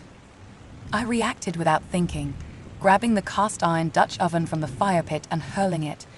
It hit the thing's head with a sickening crunch, and it staggered, dropping Lauren. "Run!" I screamed. We bolted toward the lake, where we'd seen a couple of old canoes tied up earlier. My lungs burned as I hauled myself into one with Lauren and Vanessa, paddling across the water. Josh and David scrambled into the other. Behind us, the creature lunged, its weight crushing the lean-to we'd built. I heard wood splinter, then a horrible crunch as Josh's canoe buckled under the thing's mass. Water swallowed their screams. I paddled harder, the shore shrinking behind us. Lauren was sobbing, Vanessa clutching her arm, blood seeping from where the creature had grabbed her. The lake was black, reflecting nothing, and the silence was deafening. We reached the far shore, dragging the canoe onto the rocks. My hands shook as I tried to process what I'd seen. That thing wasn't an animal. It was something else, something wrong. like it had crawled out of the well with David. We hid in a thicket, catching our breath. I kept replaying David's story, dozing on the well, falling in. It didn't add up. He was too careful for that. And the way the forest changed after we pulled him out, the way that creature appeared, it felt connected, like we disturbed something. I whispered this to Lauren, but she just shook her head, eyes wide. "We need to get out of here," she said. We trekked back toward the jeep, sticking to the shadows, moving as quietly as we could. The forest was still silent, but now it felt like it was watching us. Every snapped twig made my heart lurch. When we reached the clearing, the jeep was there, but the camp was wrecked. Tents shredded, gear scattered. The fire was out, the coals cold. I climbed into the jeep to grab my journal, my hands shaking as I scribbled what had happened. Lauren and Vanessa stood guard, scanning the trees. Then we heard it, a low, guttural sound, like a growl mixed with a wet rasp. It came from all directions, circling us. I grabbed a flashlight, sweeping it across the trees, but the beam caught nothing. The air grew colder, heavier. Vanessa gasped, pointing to the well in the distance. Something was climbing out, its limbs too long, its body too thin, glistening like wet tar. It moved jerkily, like a puppet with half its strings cut. We didn't wait. We piled into the jeep, and I floored it, the tires spinning on the dirt. The creature chased us, its movements unnatural, loping on all fours. I swerved through the narrow trail, branches scraping the sides. Lauren screamed as something heavy landed on the roof, denting it inward. I slammed the brakes, and it rolled off, hitting the ground with a thud. I didn't look back, just kept driving until the trail widened, and the gate came into view. We crashed through it, the jeep shuddering but holding together. The road stretched ahead, empty, leading us back to civilization. But I couldn't shake the feeling that we weren't safe. Not really. Lauren was bleeding, her arms swollen where the creature had touched her. Vanessa was silent, staring out the window. And me. I was falling apart, my mind racing with questions. What was that thing? Why did it come after we saved David? What had we brought back from that well? I'm writing this now, hours later, pulled over on some back road. My headlamp's dying, and my arms swelling where I grazed a tree during our escape. It's not just a bruise, it's spreading, my skin hot and tight. Lauren's worse, curled up in the back, barely breathing. Vanessa's muttering to herself, saying she saw the creature's face, that it wasn't just a monster, it had David's eyes. I don't know what we unleashed. I don't know if we're being hunted, but if you find this, stay away from that forest, stay away from the well. Whatever's down there, it's not done with us. Story 10. The Vanishing Stars. I've always found solace in the desert's emptiness. The way the mountains stretch out, jagged and silent, under an endless sky. It pulls you in, makes you feel small but alive. That's why I packed my gear, strapped my .22 rifle to my pack for protection, and drove out to the remote trailhead in the desert mountains. The plan was simple. A night alone under the stars, just me and the quiet. The drive took hours, the road a crumbling ribbon of asphalt winding through nowhere. My truck's tires crunched over gravel as I pulled into a small, cleared pullout at the trailhead. There was only one other vehicle, a derelict sedan, its tires flat, its body caked in dust so thick it looked like it hadn't moved in years. No people, no crowds, just the way I wanted it. I slung my pack over my shoulders, checked my rifle, and started up the trail.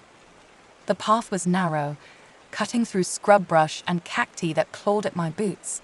The sun beat down, relentless, but the air was crisp and the solitude was perfect. By late afternoon, I reached a plateau, a wide, flat expanse with a view that made the hike worth it. In the center was a smooth, cleared area, the remnants of an old campfire charred into the dirt. It was as good a spot as any. I dropped my pack, set up my tent, and gathered wood, dry, brittle branches and cacti skeletons that would burn hot and fast. As twilight settled, I built a fire, the flames licking up into the darkening sky. The stars began to emerge, sharp and bright. 1,000 tiny holes punched through the night. I ate a quick meal, some dried fruit and jerky, sitting by the fire, letting the silence wrap around me. The world felt right, like I'd slipped into a place where nothing could touch me. Then a hot breeze hit, sudden and sharp. The fire flared, spitting sparks into the air, and a stench followed, like rotting meat, thick and sour. I coughed, waving a hand to clear it, but it lingered, heavy in my nostrils. The wind died as quickly as it came, and I froze. Something was wrong. I looked up, expecting the familiar blanket of stars, but the sky was empty. The stars were gone. Not dimmed, not hidden by clouds, just gone. The night pressed down, a suffocating black void where light should have been. My heart kicked up a notch. I grabbed my phone, fumbling to turn on the flashlight, but the screen flickered and died the moment I pressed the button. I tried my actual flashlight next, same thing. 1 second it powered on, the next it was dead, like something had sucked the life out of it. The fire was my only light now, its glow shrinking as the logs burned low. I tossed more wood on, trying to keep the darkness at bay, but it felt like the night was closing in, tighter and heavier than it should have been. That's when I heard it. A sound, low and wet, like someone clearing their throat. Hair. It came from the shadows beyond the fire's reach. I squinted, my pulse hammering, and caught a glint. 2 yellow points of light, like eyes reflecting the flames. They were high, too high, maybe 6 feet off the ground. No coyote or deer stood that tall. I shouted, waving my arms to scare it off, but the eyes didn't move. They just watched. I grabbed my rifle, hands shaking as I loaded a round. "Get out of here," I yelled, firing a shot into the darkness. The crack echoed off the mountains, but the eyes didn't flinch. I fired again, 4 more times, the reports sharp and final. Nothing. No yelp, no scuffle of retreat, just silence. Then from behind me, a heavy thud. I spun around, heart in my throat, and saw one of my hiking boots lying in the dirt, laces undone, the leather stained dark with blood. My other boot was still on my foot. I hadn't taken it off. I stumbled back, my breath ragged. The fire's light flickered, and in that moment, I saw it. A shape, broad as a bear, but impossibly tall, maybe 8 feet, with long, spindly legs that bent wrong. Its face was worse, stretched, almost human, but wrong, with a mouth full of jagged, uneven teeth. It was right there, just beyond the fire, so close I could have touched it if I reached out. I didn't. Instead, I grabbed a burning stick from the fire and hurled it at the thing. It screeched, a sound like metal grinding against bone, and scuttled sideways, vanishing into the scrub. I sat there, clutching my rifle, every muscle taut. My eyes darted around, searching the darkness, but the thing was gone. Also, I thought, in the distance, a coyote howled, its cry sharp and lonely. Then, crunch. A sickening wet snap, followed by a yelp that cut off abruptly. My stomach churned. Something splashed behind me, close, too close. I turned, slow as I could, and there at my feet was a coyote's body, mangled and broken, its ribs jutting out like shattered branches. Blood pooled in the dirt, black in the firelight. I didn't sleep. I couldn't. I sat by the fire, feeding it every scrap of wood I had, keeping it alive until dawn. The night stayed wrong, too dark, too quiet, except for the occasional hair from the shadows. Each time I heard it, those yellow eyes flashed in my mind, and I gripped my rifle tighter, praying the fire would hold. When the first light of dawn broke, grey and thin, I packed up, not caring how sloppy it was. I had to get out. My legs shook as I hiked back down the trail, the rifle still in my hands. The plateau, the campfire, the blood-stained boot, it all felt like a dream, but the weight of it clung to me. Halfway down, I heard footsteps behind me, heavy and uneven, but when I turned, there was nothing. just the empty trail and the endless desert. At the trailhead, my truck was still there, next to that derelict sedan. I threw my pack in the back and drove, not stopping until I hit the main road. Hours later, park rangers flagged me down at a checkpoint. They said they'd found my campsite, asked what happened. I told them it was mountain lions, my voice shaking so bad I barely got the words out.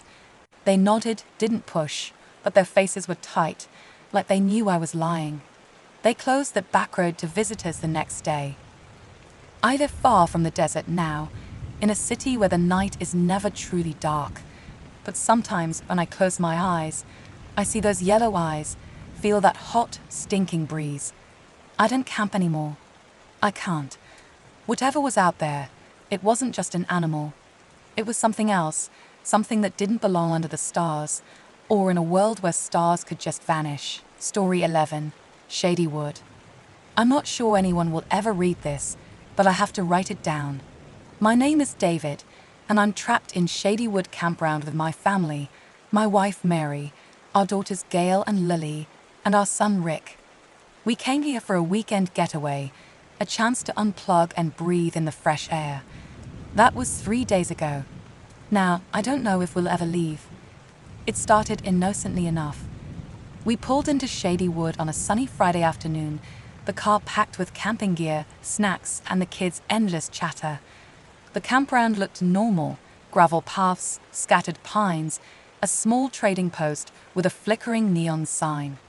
The ranger, an older man with a weathered face, handed us a map and pointed us to our site.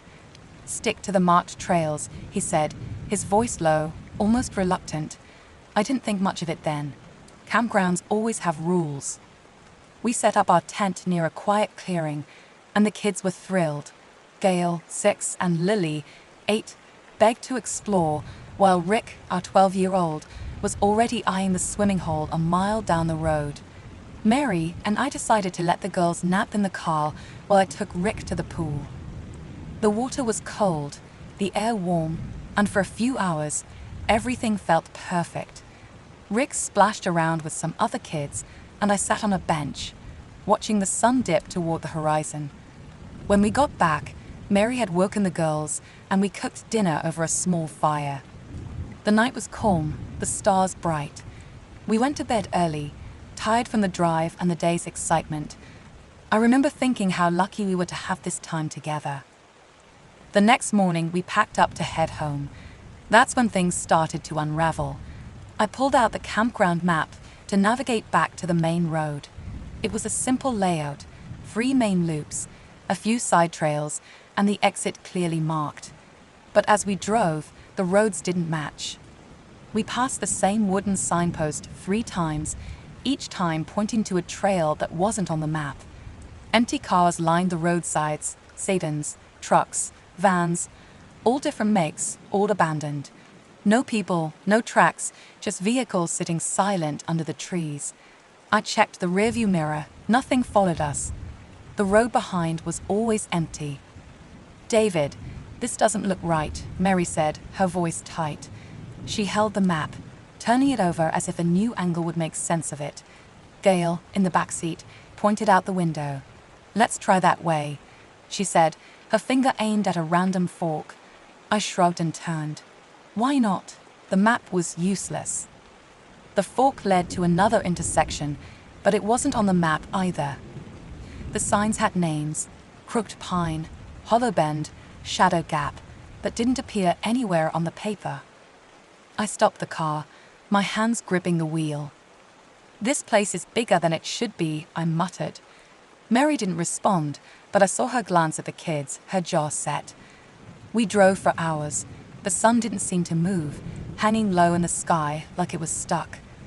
We passed another trading post, identical to the first, same neon sign, same cracked windows. I pulled over, my stomach twisting. "Stay here," I told Mary and the kids.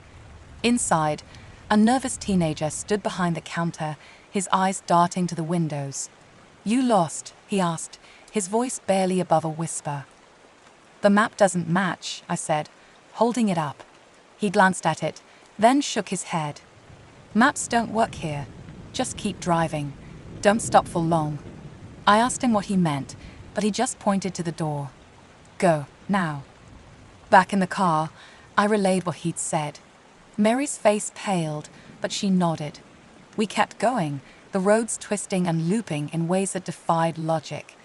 The gas gauge dropped faster than it should have. By late afternoon, the tank was empty. We coasted to a stop on an unmarked dirt path surrounded by dense woods. The air felt heavier now, the shadows longer. Night fell fast. We stayed in the car, the kids huddled in the back seat with blankets. Mary and I took turns keeping watch, though neither of us said what we were watching for. Around midnight, I woke to a faint sound, like a branch tapping the windshield. I opened my eyes and my blood ran cold. A face stared at me through the glass. It was pale, white as snow, and too large, its features stretched just enough to look wrong. Its eyes were black, unblinking, pressed inches from the windshield. I froze, my breath caught in my throat. Then it was gone, vanishing into the dark woods without a sound. I shook Mary awake, my voice trembling. Something's out there. She didn't ask questions. We checked on the kids, who were mercifully asleep, and sat in silence, staring into the darkness. Nothing else came that night, but sleep never returned. At dawn, we decided to walk. The car was useless, and staying put felt like waiting for whatever I'd seen to come back. We packed what food we had, crackers, granola bars, a few apples, and started down the dirt path. The woods were quiet, too quiet. No birds, no wind, just our footsteps crunching on gravel. By noon, our food was running low. We found a patch of berries and mushrooms near the path, and despite Mary's hesitation, we ate them. They were bitter, but we were starving. That's when I noticed it. Mary's skin looked paler, almost translucent. I glanced at the kids. Vale's cheeks, usually rosy, were ashen. Lovey's eyes seemed sunken. Even Rick, who'd been so full of energy, looked drained. Must be the sun, I said, forcing a smile, washing us out. But my voice shook. Mary didn't meet my eyes. The next morning, it was worse. My clothes hung loose on my frame, my belt cinched 2 notches tighter than usual. Mary's jeans sagged at her ankles. Gail, our bright-eyed first grader, looked like a toddler, her sweater swallowing her tiny frame. Lolly wasn't much better. Rick, though, seemed hit hardest. His face was gaunt, his shoulders hunched. We didn't talk about it. What could we say? We kept walking, the roads stretching endlessly. Another trading post appeared, identical to the others. I didn't go inside this time. Instead, I noticed a mailbox outside, rusted but functional. An idea struck me. I bought paper and a stamp with our last credit card, and I started writing. I told my sister everything: Shady Wood, the endless roads, the face in the dark. I wrote that I didn't expect rescue. Even if you find us, you'll just be trapped here too. I scrawled. It was a warning, a plea, a record of why we vanished. As I wrote, the kids leaned against the car. Gail could barely reach the door handle now. Lolly's legs dangled when she sat on the bumper. Rick was silent, his eyes fixed on the ground. I sealed the letter and dropped it into the mailbox, my hands shaking. That night, we camped by the car. I built a small fire, more for light than warmth. We ate the last of the berries, their taste sour and wrong. I woke before dawn to a sound I'll never forget, a soft rustling, like fabric tearing. I sat up, my heart pounding. Rick was gone. His sleeping bag lay empty, his clothes ripped and scattered by the tent. They were tiny, like they belonged to a child half his age. Mary stifled a sob. Gail and Lily clung to her, their eyes wide with fear. I wanted to scream, to demand answers from the silent woods, but I couldn't. We had to keep moving. By the 3rd day, we were shadows of ourselves. My hands looked like a child's, my fingers thin and fragile. Mary's hair, once thick and dark, hung limp and grey. Gail and Lily could barely walk. I carried them when they tired. The roads never changed, endless, winding, marked by signs that led nowhere. We passed more empty cars, their windows dark, their doors locked. At dusk, we reached another fork. A signpost loomed ahead, its words faded but readable: Shady would exit. My heart leaped, then sank. The ranger's words echoed in my mind: stick to the marked trails. But which ones? Every path felt like a trap.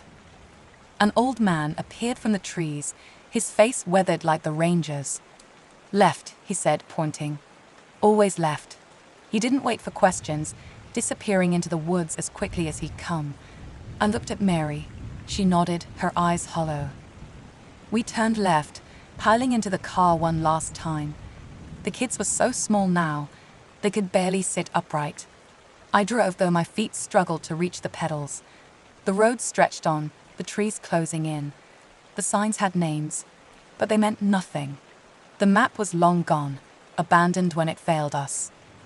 I don't know how long we drove. The sun never rose, the sky stuck in a grey twilight. My hands trembled on the wheel, too weak to grip it properly.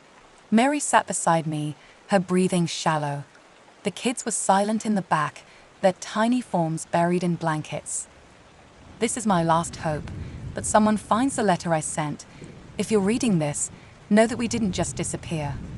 We're in Shady Wood, lost on its endless roads, shrinking into something we don't understand. I don't know what's out there in the dark, but it's watching, it's waiting. And I'm afraid we're running out of time. Story 12. Old Lonesome Trail. The Appalachian Trail stretched before me, a ribbon of dirt and stone winding through the endless green of the Smoky Mountains. I've been hiking for days, my boots worn but steady, my pack a familiar weight on my shoulders.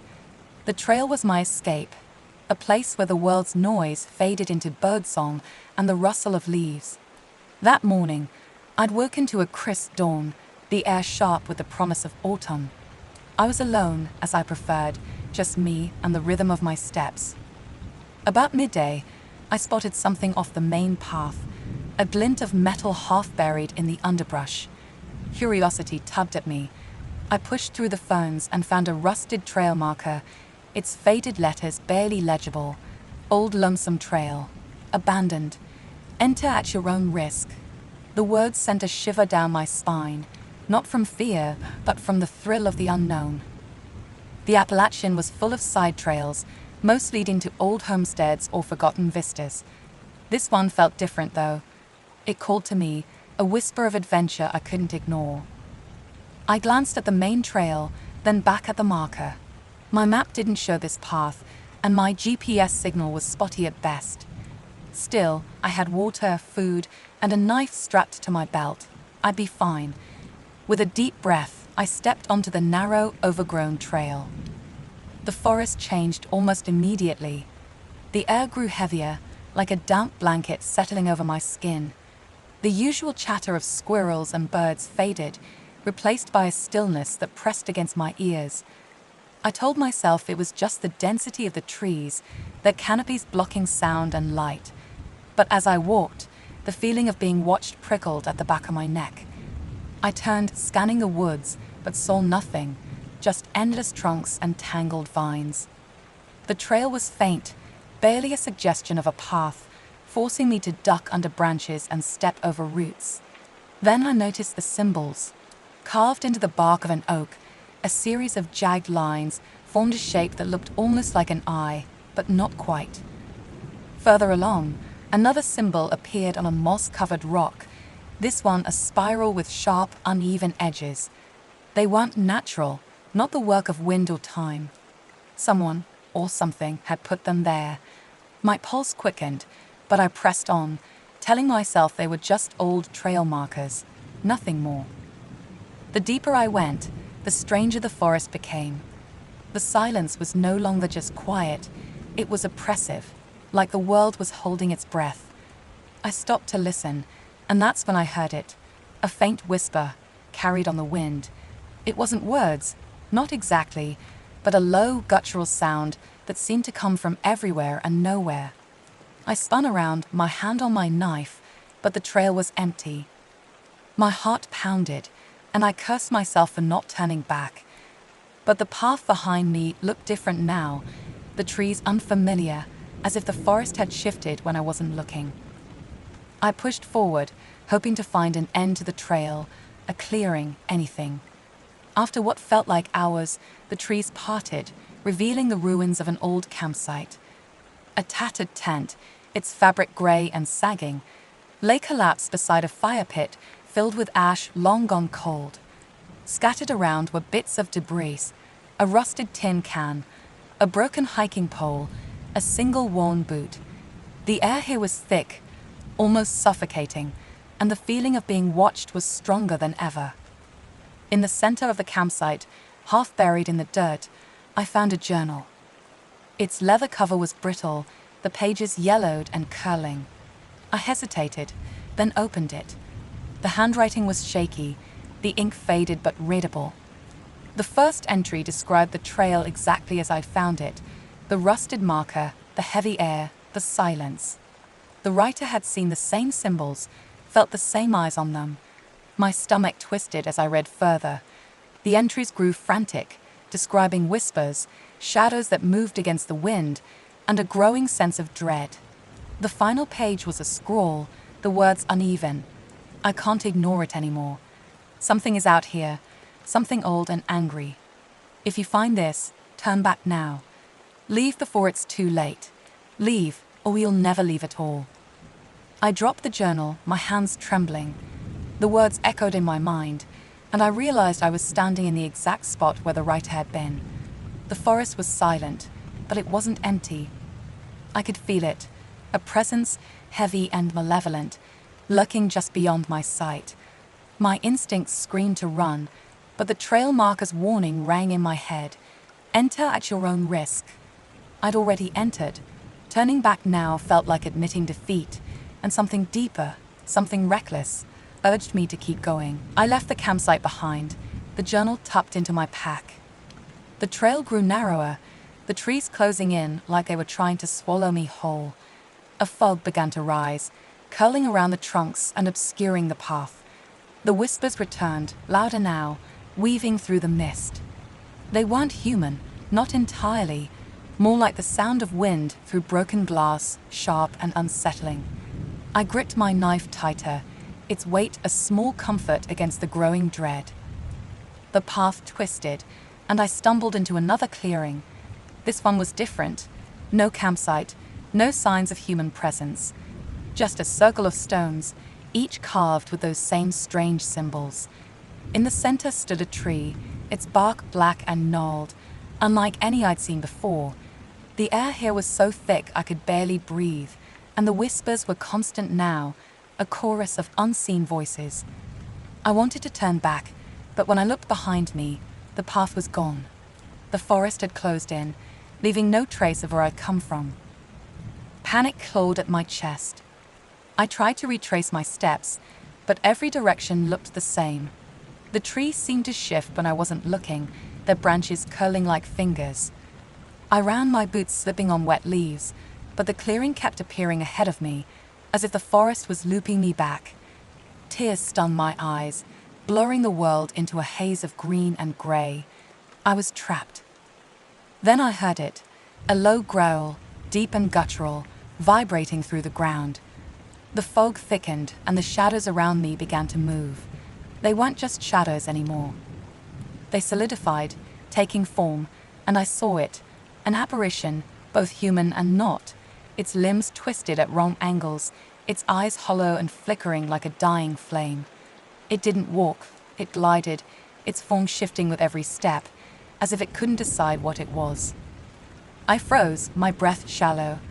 The creature stopped, its head tilting as if studying me. The whispers grew louder, a cacophony of voices that seemed to come from inside my skull.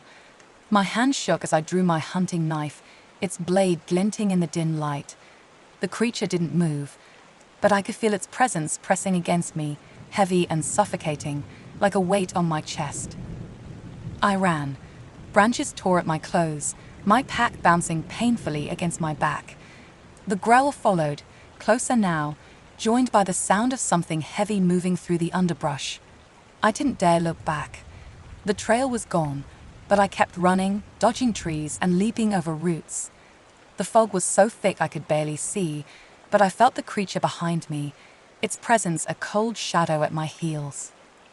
I stumbled into another clearing, maybe the same one, I couldn't tell.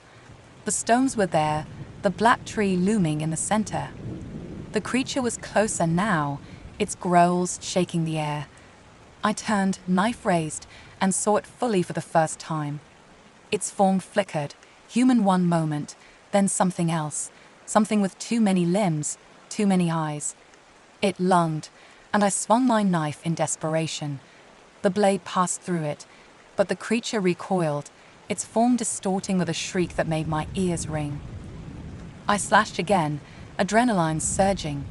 The creature shrieked louder, its body convulsing as if the knife had wounded it. I didn't understand how. My blade shouldn't have touched something so unreal, but I didn't stop. I drove the knife forward, aiming for where its chest might be. The creature let out a final, ear-splitting cry, and the darkness around it began to dissipate like smoke caught in a gust of wind. The fog lifted, the whispers stopped. The forest was silent again, but this time it was the normal silence of birds and rustling leaves. I collapsed to my knees, my knife still clutched in my hand, my chest heaving. The clearing was empty, the stones just stones, the black tree just a tree. The oppressive weight was gone, replaced by the ordinary ache of exhaustion. I don't know how long I knelt there, catching my breath. My body was bruised, my clothes torn, but I was alive. I stood, shaky but determined, and looked around. The trail was back, a clear path leading out of the clearing. I didn't question it. I followed it, my steps quick but careful, until I reached the main Appalachian Trail. The rusted marker was still there, half hidden in the brush. I didn't look at it.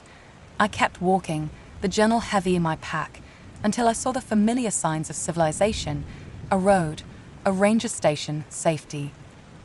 I never told anyone about the old Lonesome trail. I burned the journal at night, watching the pages curl into ash. But sometimes, when I close my eyes, I hear the whispers again, faint and far away, and I wonder if the forest let me go, or if it's still waiting.